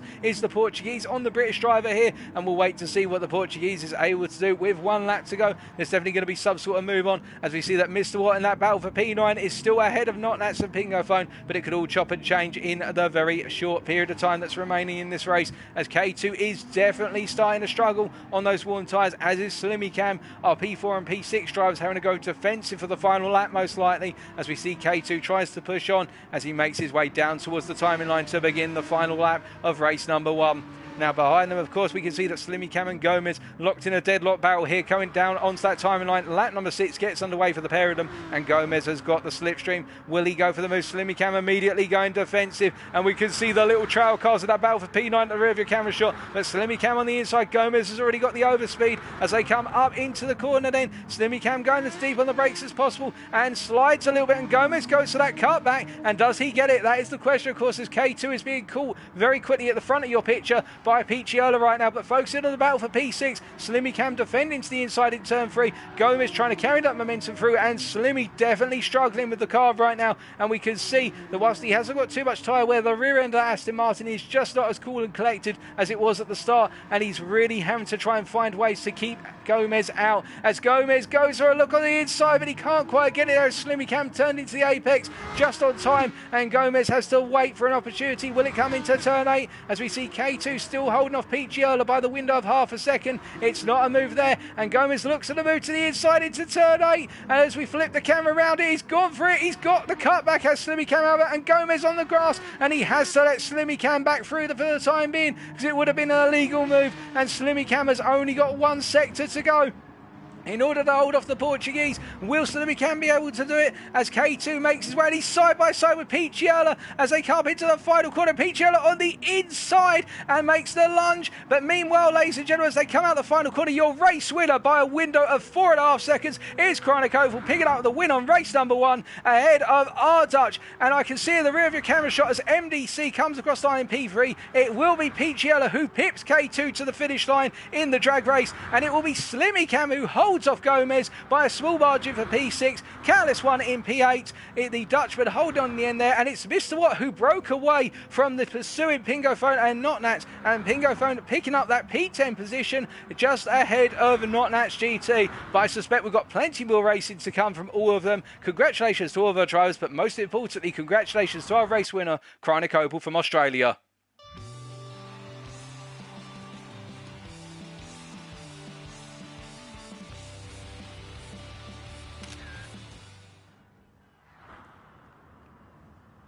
And that was race number 1 immediately, as we see somebody going at hyper speed the wrong way down the start-finish straight.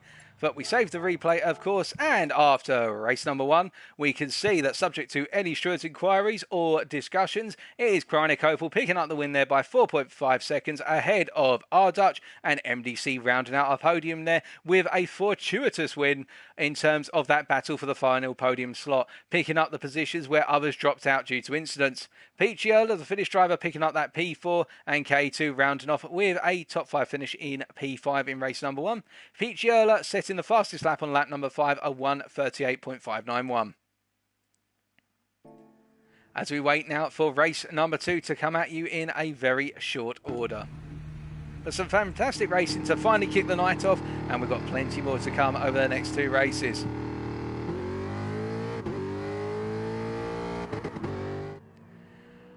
And I do apologise, Olaf, I keep making that mistake. Yes, Peachy, I believe, is an Estonian driver, but he does, for some reason, there's no Estonian flag in GT Sport, so he's racing under the Finnish flag, so I will correct that from this point onwards. And apologies to all those viewers who may have been offended by my inability to understand geography or to listen to the chat in previous races. I kept seeing that pop up. I was wondering if it was a joke, but we'll start to refer to Peachy by his proper nationality from this point onwards.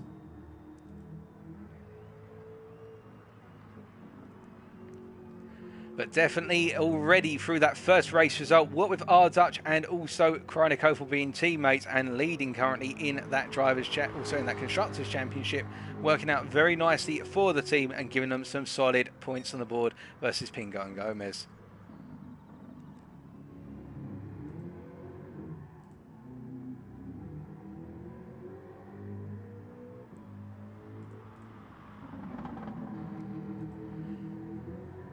And I wouldn't say that this race was a madhouse or a Gekkenhuis, as our Dutch colleagues would say it. It was actually a very exciting race one. Well, indeed, they're all exciting, but not the absolute carnage that we perhaps come to expect from races at Fuji, particularly in FIA races.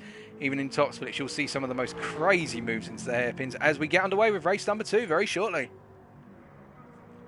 Another 6 laps. Who's going to be our winner by the end of it?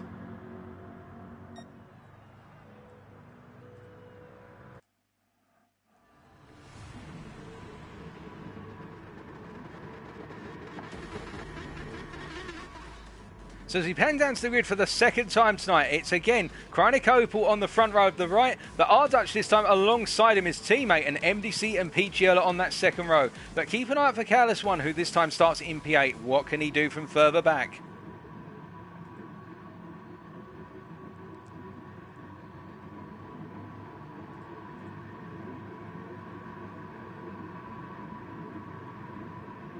And it's go, go, go as all of our drivers pull off the line. The green lights are out and a lot of drivers getting a much better start compared to the people around them. And Kreinikoval this time not getting the mega start from race number 1. And in fact, feeling pressure from his teammate and going to the very outside into the first corner and sweeps round on MDC. But you can see the concertina effect as all of our drivers come into the corner. And hold on a second, Kreinikoval has spun and he's dropped all the way down to the bottom of the order. That's a disaster at the start of this race as MDC is up into P2 and R Dutch now has to lead the way for our field as they make their way into turn number 4, and we'll definitely bring you back what happened there with Kreinikoval shortly, folks. But that was a surprise and a half as we see that R Dutch already facing some pressure from MDC, but K2 trying to get on the inside and Careless One making a move for P5, and MDC has been knocked and goes sideways into the exit wall there. It is all kicking off. Well, if we thought race 1 was tame, race 2 definitely isn't at the start as we see the Estonian of Picciola making his way up towards P3 and trying to get past K2 as behind them Mr. Watt battling with Careless One and Gomez. Well, Gomez getting away from it and Mr. Watt going very deep into the hairpin and Notnats taking the opportunity to get up into P6 as Mr. Watt now has to go defensive versus Slimmy Cam as they all go up into the final sector. Turn 12 and 13 away, of course, and will Slimmy Cam try and throw it up the inside into 13? Will we be patient? Oh, whoa, hold on a second. I saw the Austrian of Pingo phone there come charging up the inside of Slimmy Cam, and I think that was a last gasp move there on lap number 1. As we see Kreinikoval and MDC battling tooth and nail, trying to get themselves back into that top 10 and Kreinikoval up into P10. So as our drivers come across the timing line to complete lap number 1, it is R Dutch leading by 9/10 of a second ahead of K2, who is in a battle with Picciola as they make their way down towards turn number 1. And in the rear view camera shot, you can see Notnats and Careless One going to war as well. But meanwhile, staying with our 2 battlers for P2, we can see that Picciola up the inside of K2 into turn 1 and behind Careless One battling Notnats, and he's got the move done, has Careless One. He's up into P4 and Mr. Watt also holding off Gomez for the time being as they're about to go 3 wide up towards turn number 3, and surely they've got to back out here unless Mr. Watt is going to go for the mother of all moves up the inside, and Notnats is pushed as a result here, and Mr. Watt flashes his lights to apologise and lifts out, but that means Gomez regains all the way up to P5 as a result of that, as Slimmy Cam with the 1 second penalty which he'll have to burn in the run down towards turn 8, tries to go for the cutback move on Notnats into turn 5. He's going to get it, but remember he's going to have to burn that penalty as well, so is it worth his while? Well, that's a big question as we can see the battle for for P2 rages on, and of course whilst this battle is raging on, it means that our Dutch is able to pull away. What with K2 going for a move up the inside of Picciola into turn 8, and now they come up towards turn number 10 and 11, and we can see that Careless One has held off the charge of Gomez for the time being, and Notnats, having got back into P6 after the fact we saw Slimmy Cam burn his penalty there, Notnats right now with a half-second penalty for cutting the chicane at turn 9, and well, I think Notnats now is going to be dropping down, so hold on a second, I think they're 4 wide into turn number 13. It's Chronicle who leads that 4 wide charge, and he's going to now try and go for a double move on Notnats and Mr. Watt on the straight into lap number 3. As we can see, MDC is trying to follow Chronicle through and not getting entangled in too much fighting as Notnats burns his penalty. Mr. Watt is now under attack for Chronicle, and again we can see, looking up to the front, K2 and Picciola in light-for-light machinery, albeit that Aston Martin of K2's has got a BMW engine in it. We can see that Peachy up the inside of K2. It's a repeat from the previous lap, and K2 goes to the cutback. He's not able to get it quite done as Chaos One goes very deep, having gone to the inside to defend its turn 1, and Gomez takes the place,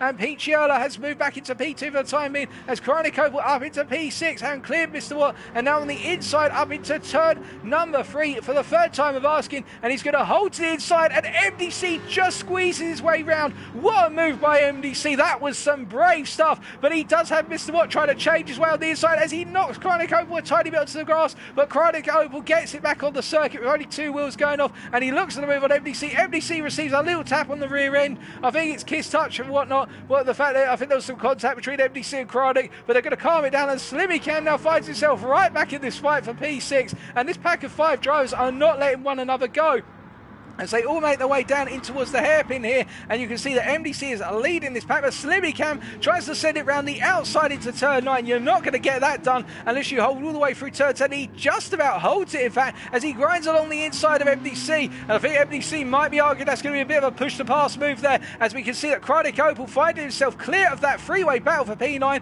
and look who it is once again, the 3 people, Mr. Watt, Notnats and Pingo Phone battling over P9, and you love to see it. Of course, they'd love to be further up the field, but they're loving battling one another, as we see that Slimmy Cam has got past MDC and Chronic for the time being, but these 3 in a drag race now down towards turn 1 for the 4th time of asking. But up front, it's our Dutch who's leading the way by the best part of 2.7 seconds, as for the 4th time it is K2 and Picciola battling again into turn 1. Peachy literally inside. You could always put it on repeat and think you're watching the +1 edition of the race right now, as Gomez in P4 hold off Careless One, and Chronicle, Slimmy Cam and MDC all battling up into their hairpin, and MDC missing out with that inside line. Chronicle and Slimmy Cam going to the outside, and they have stayed in ahead of him, as we can see that Slimmy Cam is pulling a little bit of a gap on Chronicle, but not for long. The Jaguar and Aston Martin being very evenly matched around the Fuji circuit. Meanwhile, Mr. Watt holding off Notnats and also Pingo Phone for the time being, but I think Mr. Watt ran a little bit wide there, maybe subject to a track limits infringement penalty, as we can see Pingo Phone did for running on the apex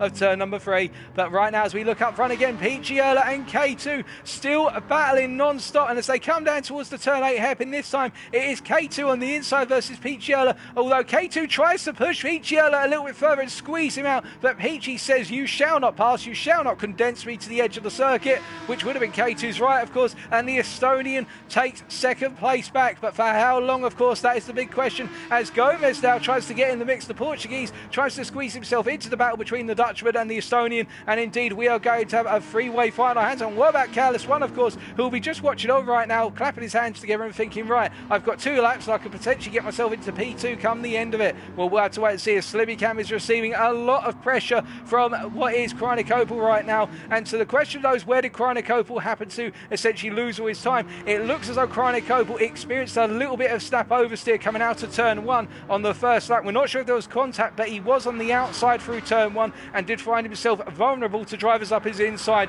That's all we can report based on what we've seen. But meanwhile, in that battle for P3, Gomez up the inside into K2, and it means that Gomez has gained the position. I think K2 doesn't have a comeback immediately here on the Portuguese. As you can see, they're making their way out towards turn 3. Now, will Gomez hold it on the inside, or will K2 try and cut it back? K2 goes to the cutback, and Gomez actually goes very deep, and that was smart positioning by K2 to get the move done initially, but Gomez now has the momentum into turn 4. He's got that inside line, and K2 will be on the inside for turn number 5. It's great side-by-side driving between the pair of them, but of course this is enabling Picciola to break away, and also our race leader to break away ever more. As you see, this battle is ongoing and raging for P3, and K2 K2 doesn't want to give up a single position. He'll feel as though he's earned this so hard on merit and he won't want to give it up at all. But Gomez looks to the outside into the hairpin. I don't think he had it set up correctly there, as in that battle for P6 right now, Slimmy came ahead of MDC and Chronic Opal.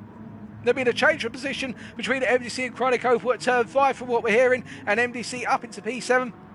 In that battle for P9, meanwhile, Notnats ahead now of Mr. Watt and Pingophone just watching on, looking ready to strike. But we can see that K2 is really having to find ways to keep Gomez from getting past. And as they make their way up into the final quarter with one more lap to go, oh, how can K2 do it? How can he hold on to P3 with one more lap? And the very feisty Gomez and Careless One combination behind him, they're going to be looking for every which way to pass him. And I'm sure K2 is going to be going fully defensive for this final lap. There is no other way about it, as we see behind Slimmy Cam, MDC and Chronic Opal coming together once again. But we will hop back to our battle for P3 firstly, and I don't think there's a move on. Well, Gomez goes for a lunge, and it does work, but the turn, Gomez gets the position. What about the battle between Chronic, Slimmy Cam and also Chronic Opal? Well, we can see that MDC now up into P6 and Chronic Opal with a little bit of contact to the rear of Slimmy's car into turn 1 under braking by looks of things. Well, Slimmy's going to hold it to the inside into turn 3, but he's not able to get the overlay done, and Chronic Opal runs it long around the outside. Meanwhile, in that battle for P3, Gomez has gained the position, but K2 comes back at him, but there's contact, and I think Gomez will be a bit grieved there, but K2 will probably argue, well, you did it to me into turn 1, so it's all fair in love and war if I do it back to you in turn 5, as the two drivers are now side by side in the run down towards turn 8 here. It's all kicking off, 1 lap to go, well, half a lap to go. K2 defending so tightly to the hairpin, you could park a car on that apex, I reckon, and that's what K2 was trying to do. And in that battle for P6, MDC defending for his life versus the Australian behind him. We have only got one sector to go, and it's anyone's guess, as we see in the rear of your camera shot there, that battle for P9 and Pingophone leading it, everybody coming together. My goodness, it's a concertina effect, as K2 has got clear of what is MDC has got clear of Gomez for the time being, and in that battle for P6, where we can see that Gomez will not be able to get the move done, so MDC will be holding on ahead of Chronic Opal with Slimmy Cam, but look who's done it. He has won his first ever race this season. Ardutch takes the win by 4.9 seconds ahead of Pete Giella, who clears K2 in the end. K2 round off the podium ahead of Gomez and Callis 1. MDC home in P6 ahead of Chronic Opal and Slimmy Cam, and then it is Pingophone who leads home P9 in that battle between the final 3 drivers in the field, as Notnats comes home in P10 and Mr. Watt is this time our 11th place driver. What a fantastic second race, and congratulations to all of our drivers, but to our race winner, Ardutch from the Netherlands.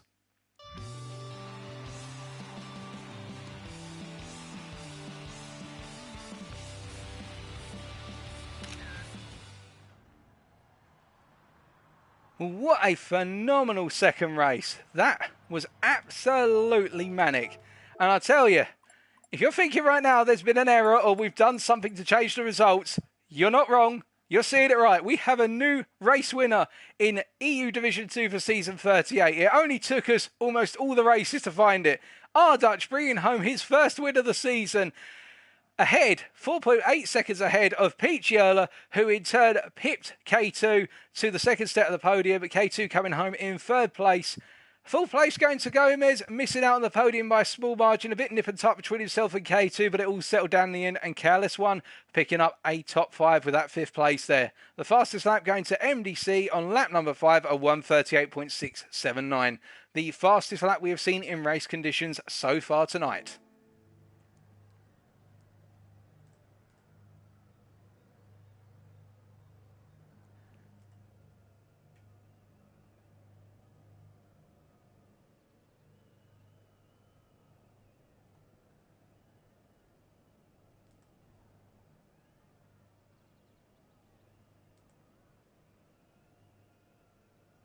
But what a phenomenal round number 2. Now our drivers, I think some of them have requested a quick comfort break, and it's understandable why, as we get set for race number 3, the feature length race. And well, anything could happen. Anything could happen in the feature length race. It has been a crazy evening of races so far, a very close field throughout.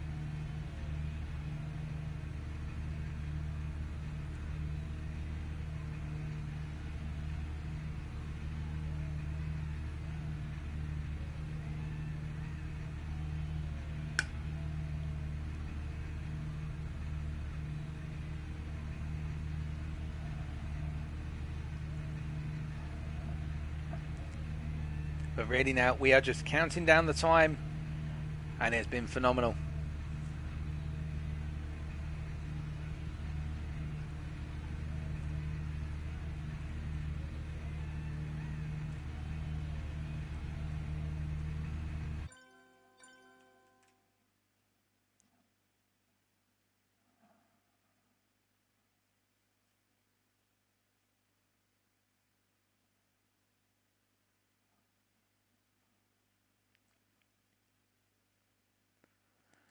But now, with the feature-length race to go, of course, we've got that big old question, when do you take the pit stop and do you take a tyre change? Well, given the fact we've got 12 laps, it's double the distance, and we've seen that the tyres do start to get a little bit worn coming around lap number 6. I think a good number of drivers will go for the tyre change, but the question will be, if you do, when do you go for the pit stop?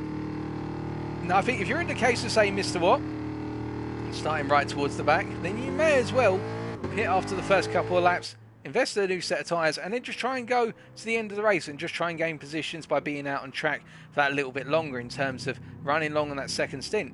Whereas if you're one of the drivers who's in the midfield, such as MDC, where you find yourself around the likes of Chronic Opal and Slimmy, then I think you're in that position whereby you have to be a little bit smart and gauge when you're losing time and when you can gain time through the pit stop.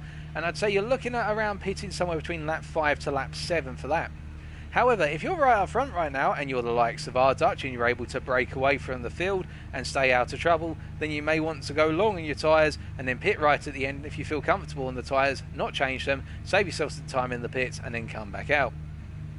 But of course, the big old question will be who is going to do what, and I think really the question will be on this man right here, Chronic Opal, who, given the fact that Gomez was not able to capitalise on Chronic having that disastrous start with the incident at turn 1. I think Chronic will know that the pressure is on him a little bit to make sure he doesn't have a repeat of race number 2, but he'll just need to cruise this one, and if he can get a solid amount of points on the board, it will be enough to securing that Drivers' Championship. Whereas conversely, for our Portuguese right now, he'll know he'll need to go for the win and have to have Chronic Opal have a disastrous race in order to pick up that Drivers' Championship. But in return, he may be thinking about just consolidated P2, but we will wait and find out for you.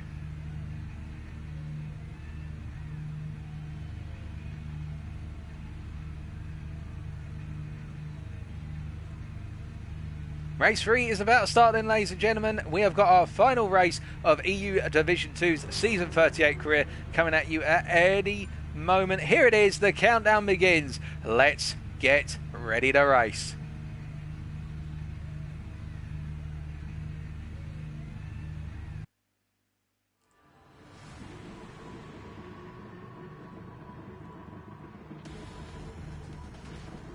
So as we pan down to the grid, on your right is our Dutch, on your left is Pete Chiola, but look out for K2 and Gomez behind, who will be looking to spoil the front runners run down into turn 1. And Chronic Opal in P7, what can he do to recover after a disastrous race number 2?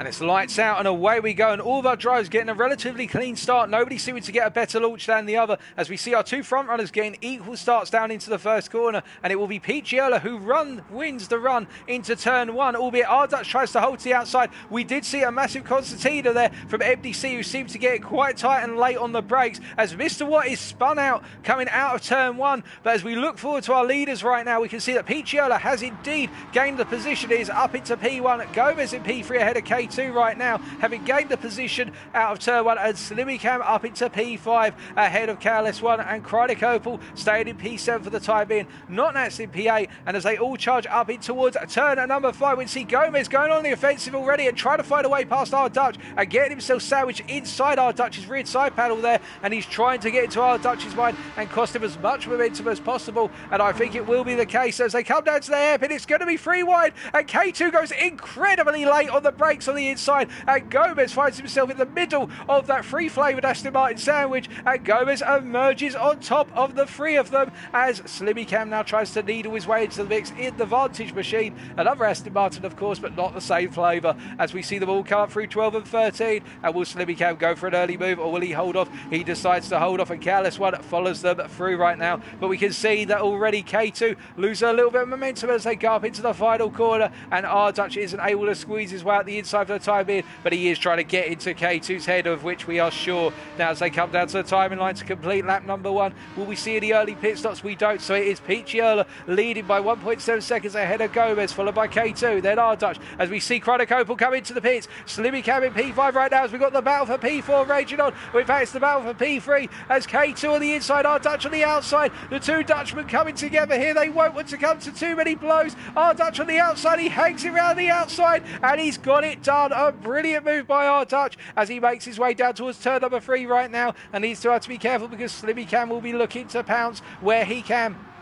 Careless One in P6 right now, MDC in P7 ahead of Notnats and Pingo Phone. And remember, Chronic Opal is in P10, and Mr. Watt has come out actually behind him, and Mr. Watt was the one who had that disastrous start. So that's how it's all played out so far, but it's really worked out. Pitted early, it would seem, for Chronic Opal. He's got himself a lot of clean track, and it means he's going to be able to chase after the leaders right now. And of course, our leaders will be worried about that, as we see that Ardutch is now battling with K2 and Slimmy and Careless One all in a single corner as they all charge down towards turn number 8 on the second time of asking, and K2 on the inside of Ardutch there into the corner, and Ardutch isn't able to find a way back as we see K2 regains P3 for the time being. I think it's going to be chop and change between the two Dutchmen, and Slimmy Cam will want to find his way to create a British flavoured Dutch sandwich there as they make their way up towards turn number 13. And Slimmy Cam already looking for that move up the inside, and he's got it done. Well, I say he's got it done. He's on the outside into 14. Ardutch is on the inside, and will Slimmy try and cut back or ring it around the outside? He does neither, and instead falls back into P5. So Ardutch getting back into that fight as soon as humanly possible, and it's enabling Picciola to run away with this right now as we see the run from P2 all the way down to P6 as they're on that start-finish straight running down towards turn number 1. It's anyone's game out of this top 5 who's going to potentially have that position as K2 goes on the offensive versus Gomez, and Gomez doesn't defend it too heavily, although K2 then swings to the outside. Gomez swings back to the inside, and Gomez actually defends it for the time being, but K2 goes for the cutback there, and we can see Ardutch up onto the AstroTurf and into the wall. That is a disaster for Ardutch, who was doing so well after winning race number 2, and now he's got it all to do as Slimmy Cam goes sideways through turn 3, and you can see that he's really had to push that Aston Martin to its utmost limit in terms of those grip levels. That rear end just coming loose whenever it decides to, and Slimmy having to fight it back as much as humanly possible. But of course, with all this commotion, it now means that MDC is making his way up into P6 and just casually chasing after our top 5 drivers, trying to close that gap down as much as humanly possible. Now as things rage on, once again down into turn 8 hairpin for the 3rd time of asking, I think we're not going to see as many adventurous moves this time. I think everyone's going to realise, you know what, we need to all calm it down right now and be conscious of the fact that Chronic Opal pitted so early. He's up into P9 already. In fact, Pingo Phone, I believe, has actually taken a pit stop at some point, or Turty made a mistake somewhere, but Pingo Phone having come in and now making his way around on the circuit, and in fact, by the looks of things, he didn't pit because Chronic Opal, that's too much of a gap, and instead Pingo Phone are now charging around. So meanwhile, we've got K2 holding on to P2. Gomez picking up a 1-second penalty for track limits at the chicane by looks of things. K2 goes wide onto the AstroTurf, and this is disastrous for the Aston Martin driver. He just catches it, but Slimmy Cam will be looking to pounce now because K2 has lost so much momentum coming down into turn 1 as they make their way down the straight. We've got a huge amount of the straight to go, and as we ride on board with Slimmy Cam's car, looking forward as Gomez comes into the pits after burning that penalty there, so using it as an advantage by a tactical opportunity to come into the pits. Slimmy Cam goes to the outside, K2 on the inside. He tries to ring it round, but K2 tries to squeeze him wide as much as possible. Slimmy Cam has to be relegated back behind K2, but he won't want to be seeing the rear of that Aston Martin for too much longer as they make their way out towards turn number 3. And you can see that Slimmy is trying to ride the back of K2 like a horse as he's getting ever closer to the back of the Dutchman. Meanwhile, behind them, Careless One just continues to watch on right now and probably thinking to himself, well, I don't need to fight so long as these guys keep pulling me along and I keep improving my pace here. I've got a really good chance. Perhaps I'll pit even in the near future, depending on how it all plays out. And MDC in that same spot, what with Gomez pitting, MDC now up to P5. But of course, this is on track and it's not in the overall strategy race where Chronic Opal up into P8 and already closing down our leaders. And he's only 17.7 seconds off of the race leader, and they will be wary of that. The Australian really making a lot of ground so early on, having pitted at the end of lap number 1. But meanwhile, as it all continues to play out, we can see that Picciola 4 seconds ahead, albeit he has made a small mistake somewhere at the start of sector 3 in the fact that gap has come down to 3.9 seconds. Picciola is the driver who is leading right now, and really it's up to everyone else. As Careless, hold on a second, what has happened to Slimmy Cam here? He's gone spinning off at the entrance to turn 14. So he went a little bit wide out of turn 11, but not enough to put a major amount of dirt on the tyres. 13, he went a bit unstable into it. Does he go wide here out of 13? He does indeed. He clips it onto the exit curve there, and as he tries to get the car back under control, he ends up going onto the entry curb into 14 and running onto the AstroTurf. So Slimmy Cam losing out massively there, as Not Nats and Slimmy Cam look to come into the pits. They both do, throwing their cars into the pits as Slimmy Cam sends it into the wall there, and we can see that now Chronic Opal up into P6, and the gap between him and our leader now 17.5 seconds. This man right here is on a charge. The Australian is looking for that win, and will Picciola respond anytime soon as Chronic is setting fastest laps, the last one being a 38.7 from the Australian. But it does open up the window now. K2 with that half-second penalty. It does mean K2 does not have the pressure of Slimmy Cam behind him, but of course he does have to be wary of those penalties, and that half-second penalty he'll need to burn in the run down towards turn 8, so he's going to have to burn it very shortly, and Careless One and MDC will both want to capitalise on that as they go to make their way around the outside, and K2 goes defensive through 6 versus MDC, but MDC makes his way around, and now MDC looks at the potential move of Careless One, but it's not there for the time being, so instead Careless One holds on to that racing line. He does have to worry about MDC, and MDC is trying to push as hard as possible right now, knowing there's an opportunity for a good top 5 finish to end his season 38 EU Division 2 career. But as you can see, they're making their way out towards turn 13 right now, and as we're looking back from the Dutchman's car here, I'm getting all the nationalities mixed up. MDC are looking for that move on Careless One. He's probably feeling that Careless One's holding up a little bit, but then we've got the move up the inside from K2 versus MDC. He goes to that move into the final corner. K2 gets a little bit of oversteer on the power there, and you can see that Careless One is trying to give the slipstream to MDC. He doesn't want K2 to come through, as K2, I think he's getting ready to peel off into the pits. Yep, he peels off into the pits, and it means the battle rages on between P2 and P3. Now, as MDC and Careless One make their way down, of course, now K2's pitting. MDC has got ahead of Careless One in the slipstream race, and as they come into the braking zone for turn 1, MDC going very defensive, but way too deep on the brakes, and Careless One comes back at him in earnest, and you can see MDC being nudged very slightly there, and I'm not sure whether there was contact between the two cars. Alternatively, it was just MDC running wide. It looked as though there was a small bit of contact, but look who's now come up through the field. R-Dutch on a charge back into P3 after that disastrous early stint, but now that R-Dutch is up into P3, he's got to close down Careless One, and then also keep in mind he's got a long distance to Picciola, and then Chronic Opal is also coming through the field. But let's take a look back at what happened to MDC just then and there. So he makes his way through the fine out of turn 1 then. What you're going to see is there is a little bit of contact, and what it appears to have been was that Careless One had that tiny bit of contact with MDC, which meant MDC couldn't get himself stabilised off of the AstroTurf on the exit of turn 1. I don't think there's any malice in there. I think it will be classified as just a little bit of a warning to Careless One for next time, but MDC find himself in a very unfortunate position as a result of that, and now having to rebuild. But fortunately, it didn't cost him too much time, only the best part of about 3 to 4 seconds to the chap he was racing with. Now, looking back, Chronic Opal, the gap between him and the leader now 16 seconds and closing at a phenomenal rate. Chronic Opal is ripping time out as we look back and we notice that Gomez did indeed take tyres on in his pit stop, and that is a 6.6 second gap between himself and Chronic. As they make their way into the final corner, does Gomez ahead of Mr. Watt, and Mr. Watt finds himself out of position here, battling with Gomez having taken those tyres on, and now Careless One is into the pits and what was P2 at the time, and R-Dutch continues along his merry way as they all make their way around the circuit right now, and we can see that Picciola continuing to go around as Careless One's in the pits, and Gomez is now making his way down. And where does Careless One come out in all of this? That is the big question. Well, Chronic Opal has already cleared him, and in fact Careless One comes comes out behind Gomez, and Careless One, I believe, has gone for the tyre change. No, he hasn't. In fact, he did not go for a change in tyres. So a lot of drivers, in fact, by looks, he's not opting for that tyre change later on. But Gomez, having gone for the tyre change early on, really benefited from it. And the fact that Careless One was battling as well cost him time. And Gomez up into P5, Chronic Hope up into P4. Well, the gap between Gomez and our race leader is 22.3 seconds. So if Peachy takes tyres in the pits, could it be the case that, in fact, Peachy will be losing out 2 positions here, having had the perfect start to the race?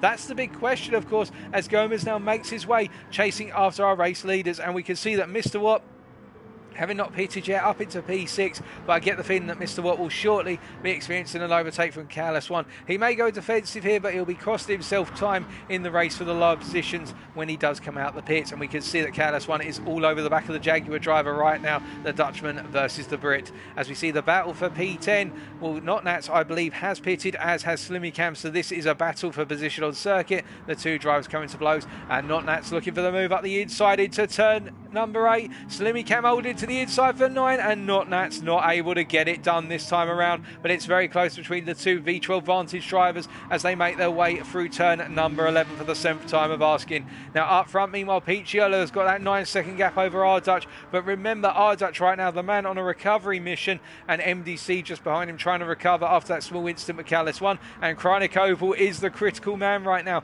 14.4 seconds the gap between him and the leader, as Mr. Watt and Careless One are still battling down into turn 1 it is now, and Mr. Watt on the outside, Careless One on the inside. I think Mr. Watt is being obliging here and saying to the Mercedes driver, look, take the inside, but then I'm going to come back and cut back on the outside, sorry, on the inside coming out of the corner, but it does mean that Careless One and Mr. Watt are now going to be in a drag race down towards turn 3, and I think Careless One will have got this done, although Mr. Watt tries to hold alongside here, and he costs himself the momentum through the corner, flashing his lights at Careless One here, and I think really it was the case that Mr. Watt was going to lose the place eventually, but he just had to pick when and where he was going to lose it, and he chose it to be turn 3 this time, what with Careless One having that momentum up the inside and the positional advantage. But K2 now chasing after these guys, and of course we'll be looking to get the place on Mr. Watt and then chase after Careless One, or the fact that these two drivers have pitted. Now, meanwhile, in that race for P2, we can see it's a 1.2 second gap between R Dutch and MDC, and Chronic Opal getting ever closer. And in fact, right now, I should point out to you, ladies and gentlemen, Chronic Opal stripping time out of all of our 3 top drivers who have yet to pit by the arm's length. 13.2 seconds is that gap, and it is coming down. And Gomez with the fastest lap chasing after Chronic Opal. 7.7 seconds is the gap between the two of them, and Gomez taking fastest lap on the previous lap on lap number 7 with a 38.4, the fastest lap we have seen in race trim all evening. Not the fastest by comparison with Crawflying, however, which was set by this man right here. Now, as our drivers all make their way onto lap number 9, of course, and Gomez chases after the Australian, knowing that really he needs the Australian to have a nightmare of a race, and Gomez needs to win in order for him to get the Drivers' Championship or have a chance of it. Mr. Watt finally comes into the pits from what was at the time P7, and he gives up the places now and will find himself dropping back down the order. Slimmy Cam having cleared Not Nats right now, and I think it will be the case that Mr. Watt is going to come out somewhere in the region of Not Nats in the battle for P10/P11 as they all make their way onto the 9th lap. And we can see that up front MDC has actually, hold on a second, what is happening between MDC and R Dutch? R Dutch has dropped down the order massively. Well, R Dutch must have got it wrong somewhere into turn 1 because he was behind MDC coming up into turn 3. So R Dutch has made a mistake somewhere and MDC has gained from it. But of course, the one driver who will gain from everything will be Chronic and Gomez as well into that mix as well. As we can see that Careless One now feeling some pressure from K2, starting to just feel a little bit of tyre wear there, and perhaps the legs are starting to get a little bit tired as K2 is closing down his fellow countrymen at a serious rate of knots right now. The AMG looking very stable, but not perhaps as fast as the Aston Martin behind him, as we see K2 is doing everything right now to close that gap down, and he's doing a very good job of it. It should be pointed out that Mr. Watt did come out ahead of Not Nats. Were Not Nats battling with Slimmy Cam over the earlier laps before Mr. Watt pitted, Mr. Watt has gained that advantage over his fellow competitor in the battle for P10. Now, as they continue to make their way onto the next lap, MDC and R-Dutch are both coming into the pits. And this, of course, will release Chronic Opal, who is now 12.4 seconds down on Peachy Erler. But the big question will be, where will MDC and R-Dutch come out in relation to Careless One and also K2? Gomez is going to clear these guys, surely. But as we see Gomez coming down the start-finish straight now onto lap number 10, what about K2? Well, not K2, Careless One and K2 as they both make their way down. Well, Careless One is coming out the pit, coming down past the pit exit right now, and we see he's up into P4, K2 P5, and MDC comes out a short way behind, approximately the best part of 2.5 seconds behind. So MDC and R-Dutch both losing out versus Careless One and K2, who have been out on circuit on their second stint for longer. And K2 goes to the move up the inside into turn 3, and I think Careless One didn't recognise that K2 was going to keep himself in there and batters himself into the side of K2. But fortunately, the only driver who was to get knocked off there was Careless One, and K2 is now going for the move. Well, Careless One's momentum being compromised out of turn 3. Up into 5 they go. Careless One goes very defensive. He puts it on the inside. K2 tries to turn in for the undercut, but it didn't work out there. And K2's going to have to find another way to overcome his fellow countryman, because Careless One is having none of it as they all charge down towards turn number 8. And Careless One defends as much as possible. K2 squeezes on the inside. He says, I'm going to get through this time. It's the third time I'm trying, and I'm going to get it done. Careless One, whether you like it or not. Well, K2 up into P4, but this battling has brought MDC and R-Dutch right into the fray. MDC only being a second down right now on Careless One. As we can see up front, meanwhile, Picciola continues to head round. 11.6 seconds the gap between himself and Chronic Opal. The Estonian going as long as possible, and this will be the final lap he can do before he must end this stint. And I think he will be coming in and not putting on a fresh set of tyres, as we see that K2 has cleared Careless One after the final sector, and now MDC has got Careless One in his sights. As we look back from the Dutchman's vehicle, and MDC looms ever closer, very gradually, but do keep in mind Careless One is getting the benefit of the tow of K2 ahead of him, of course, which will neutralise the benefit that MDC gets from the tow of the driver ahead. As we hop away from the rear of the car here, and we can see that going into turn number 1, Careless One looks to the inside versus K2, but he hasn't got the overlap, and K2 doesn't have to worry too much about going defensive here as they make their way down towards turn number 3 for the 11th time of asking.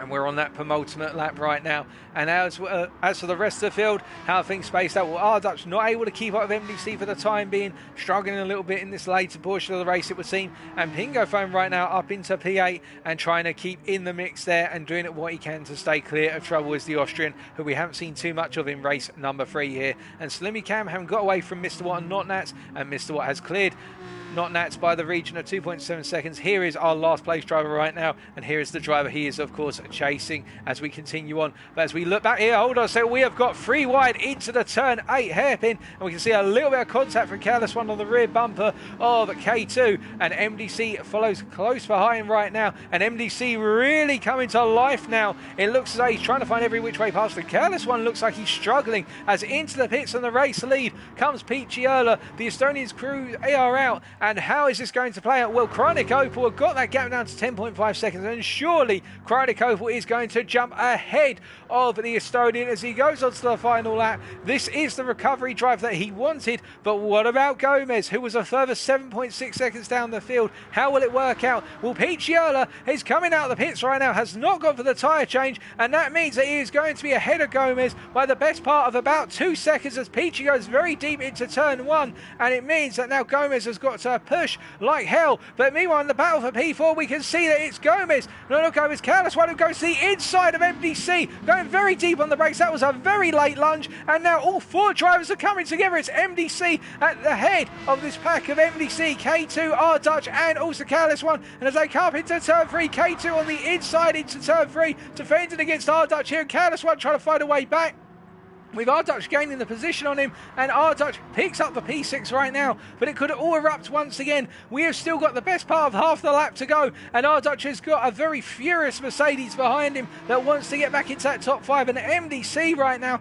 is the man under a huge amount of pressure as they all come down towards turn number 8. Now, will K2 go for a move here? Surely not. He is a huge way back by comparison with MDC. MDC puts his car in the middle of the circuit, and K2 hits the back of MDC's car. car there, and it hasn't worked out for K2 as MDC holds on to the position, and we can see that Ardutch doing the same. But coming out of the fight, well, K2 going for the move up the inside of MDC and into turn 11, but coming out the final corner, ladies and gentlemen, as MDC goes back at him, is your race winner recovering after a very long drive on his second stint. It is Krynik Opel winning by the margin of 6.3 seconds, and Picciola in the end holds off the charging Gomez for second place, Gomez in third, and MDC recovering to P4, but it's going to be a drag race to the finish line. Will he be able to hold off K2 as K2 branches out? K2 in the end is going to come home in a fifth place ahead of Ardutch. MDC going fourth in the end, Callis one in seventh, and Pingo Phone coming home in a lonely P8, a quiet one for Pingo Phone, Slimmy Cam in P9,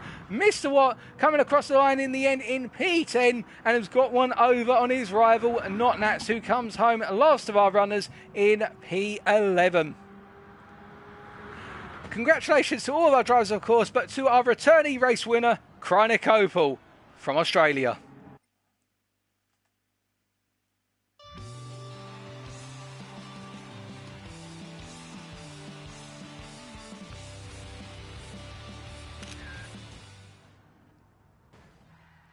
What a phenomenal race to end the night and to end EU Division 2's races for season 38. Here are your final results, subject to any Stewards' inquiries, of course. Krynik Opel returning to that top step of the podium and securing his Drivers' Championship win in EU Division 2 Season 38 with a phenomenal comeback drive, winning by 6.3 seconds ahead of Picciola. The Estonian doing a fantastic job of holding on to that P2 and just simply going long on his opening stint and only doing it one lap on the final stint, and Gomez just did not have the response in the end, missing out on P2 by the region of 1.8 seconds. But Gomez with a P3, he'll be pleased with that one. MDC with a P4 and K2 rounding off our top 5. The fastest lap being on lap 5 set by Gomez, a 38.428.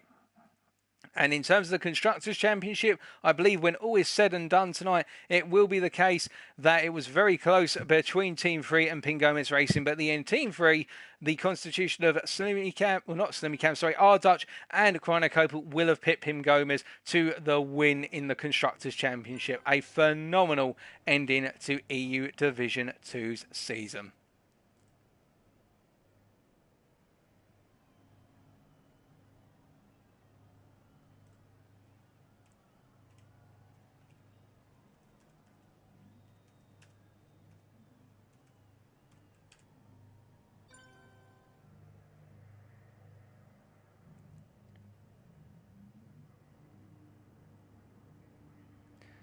And now, of course, it's time for King of the Karts, whilst I briefly catch my breath, of course. And do let me know what your favourite moment of tonight's racing is and who your driver of the day was. For me, personally, my driver of the day, I'm actually going to put it into our driver who was the only other person to pick up a win other than Krynik Opel, and that was Ardutch with that phenomenal win in race number 2, picking up where his teammate bailed out. And on top of that, driving a consistent race, he wasn't necessarily always up there in the top 5 spots, but Ardutch gave it his best and drove it nice and cleanly throughout.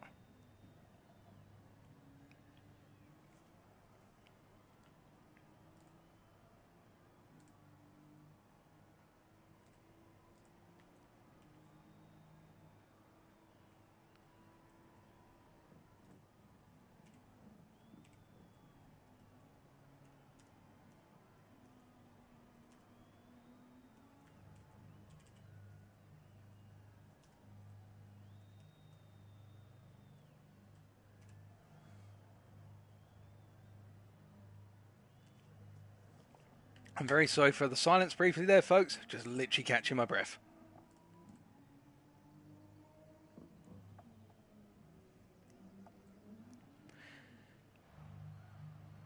And we're hearing from Zoronic that his favourite part was Opel being knocked and then fighting his way back to winning the last race. An awesome comeback. Indeed, that was a fantastic comeback from the championship winner.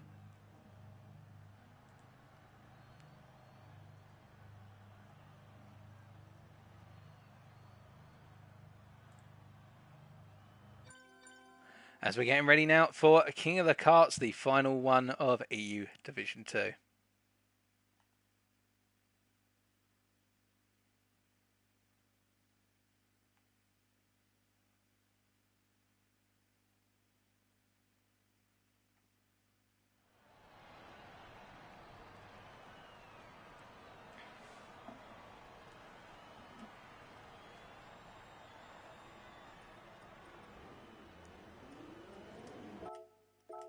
So we're just going to get ready to enter. We are going to need to manipulate our camera, of course, I think. Yep, we are indeed. Don't particularly want to drive the kart backwards.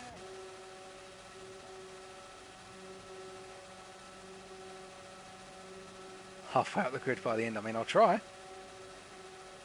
Can I please get the camera flip?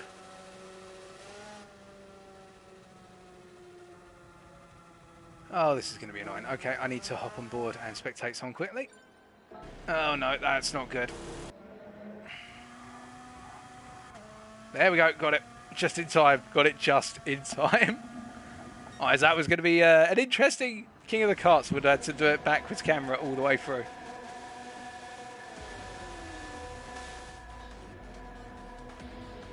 Here we go then, ladies and gentlemen. King of the Karts EU Division 2, round number 3. Let's try and get on that podium as we always attempt to.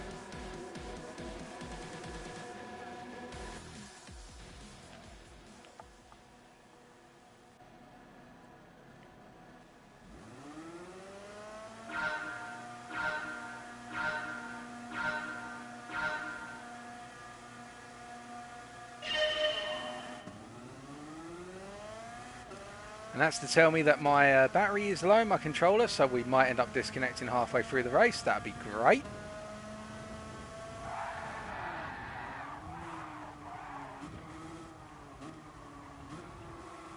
Nice try, Martin.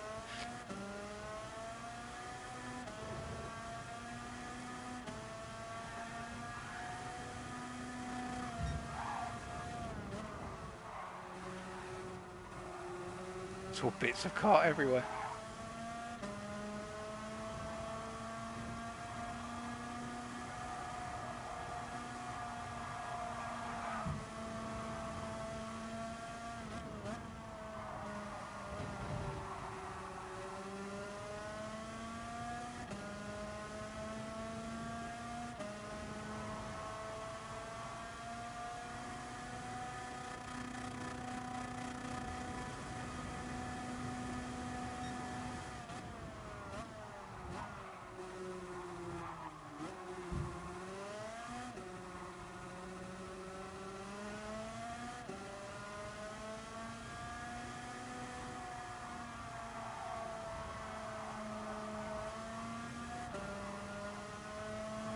This is where it's going to get interesting.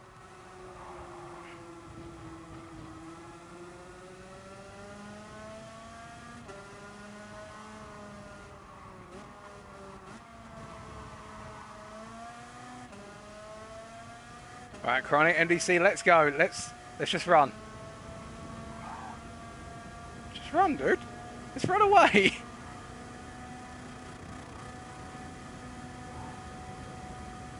So everyone's now going to come absolutely charging back in.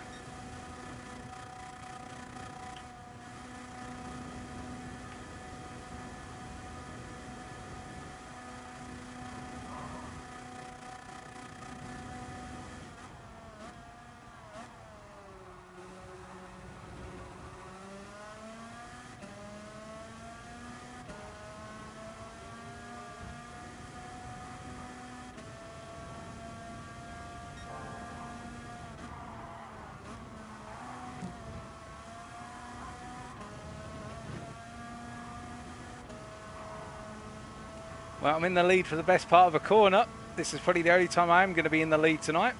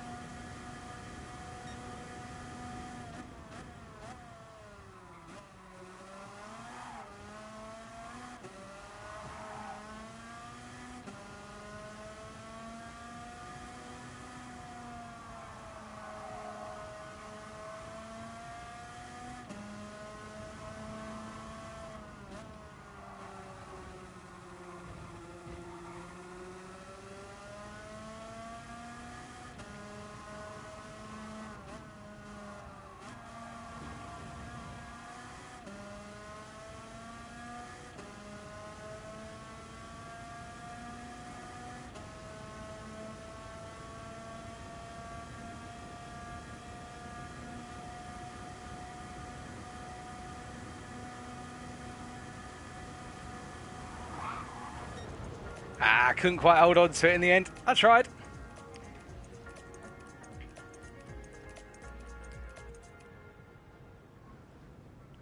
I had the lead until the very end. Oh, a good riot by Mr. Watt, though. To see him just come through like that.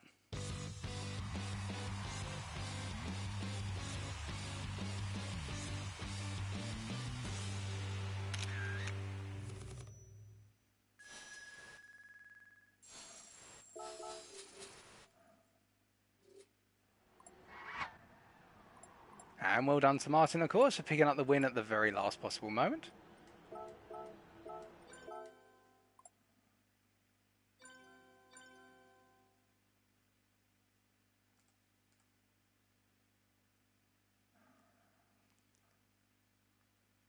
But there's your results from King of the Karts. Martin picking up the win by only the best part of half a tenth over myself, Mr. Watt rounding up the top three, and Peachy Earl and Chronic Opal rounded off our top five there, and the fastest lap going to Peachy Earl of 52.901 on lap number 2.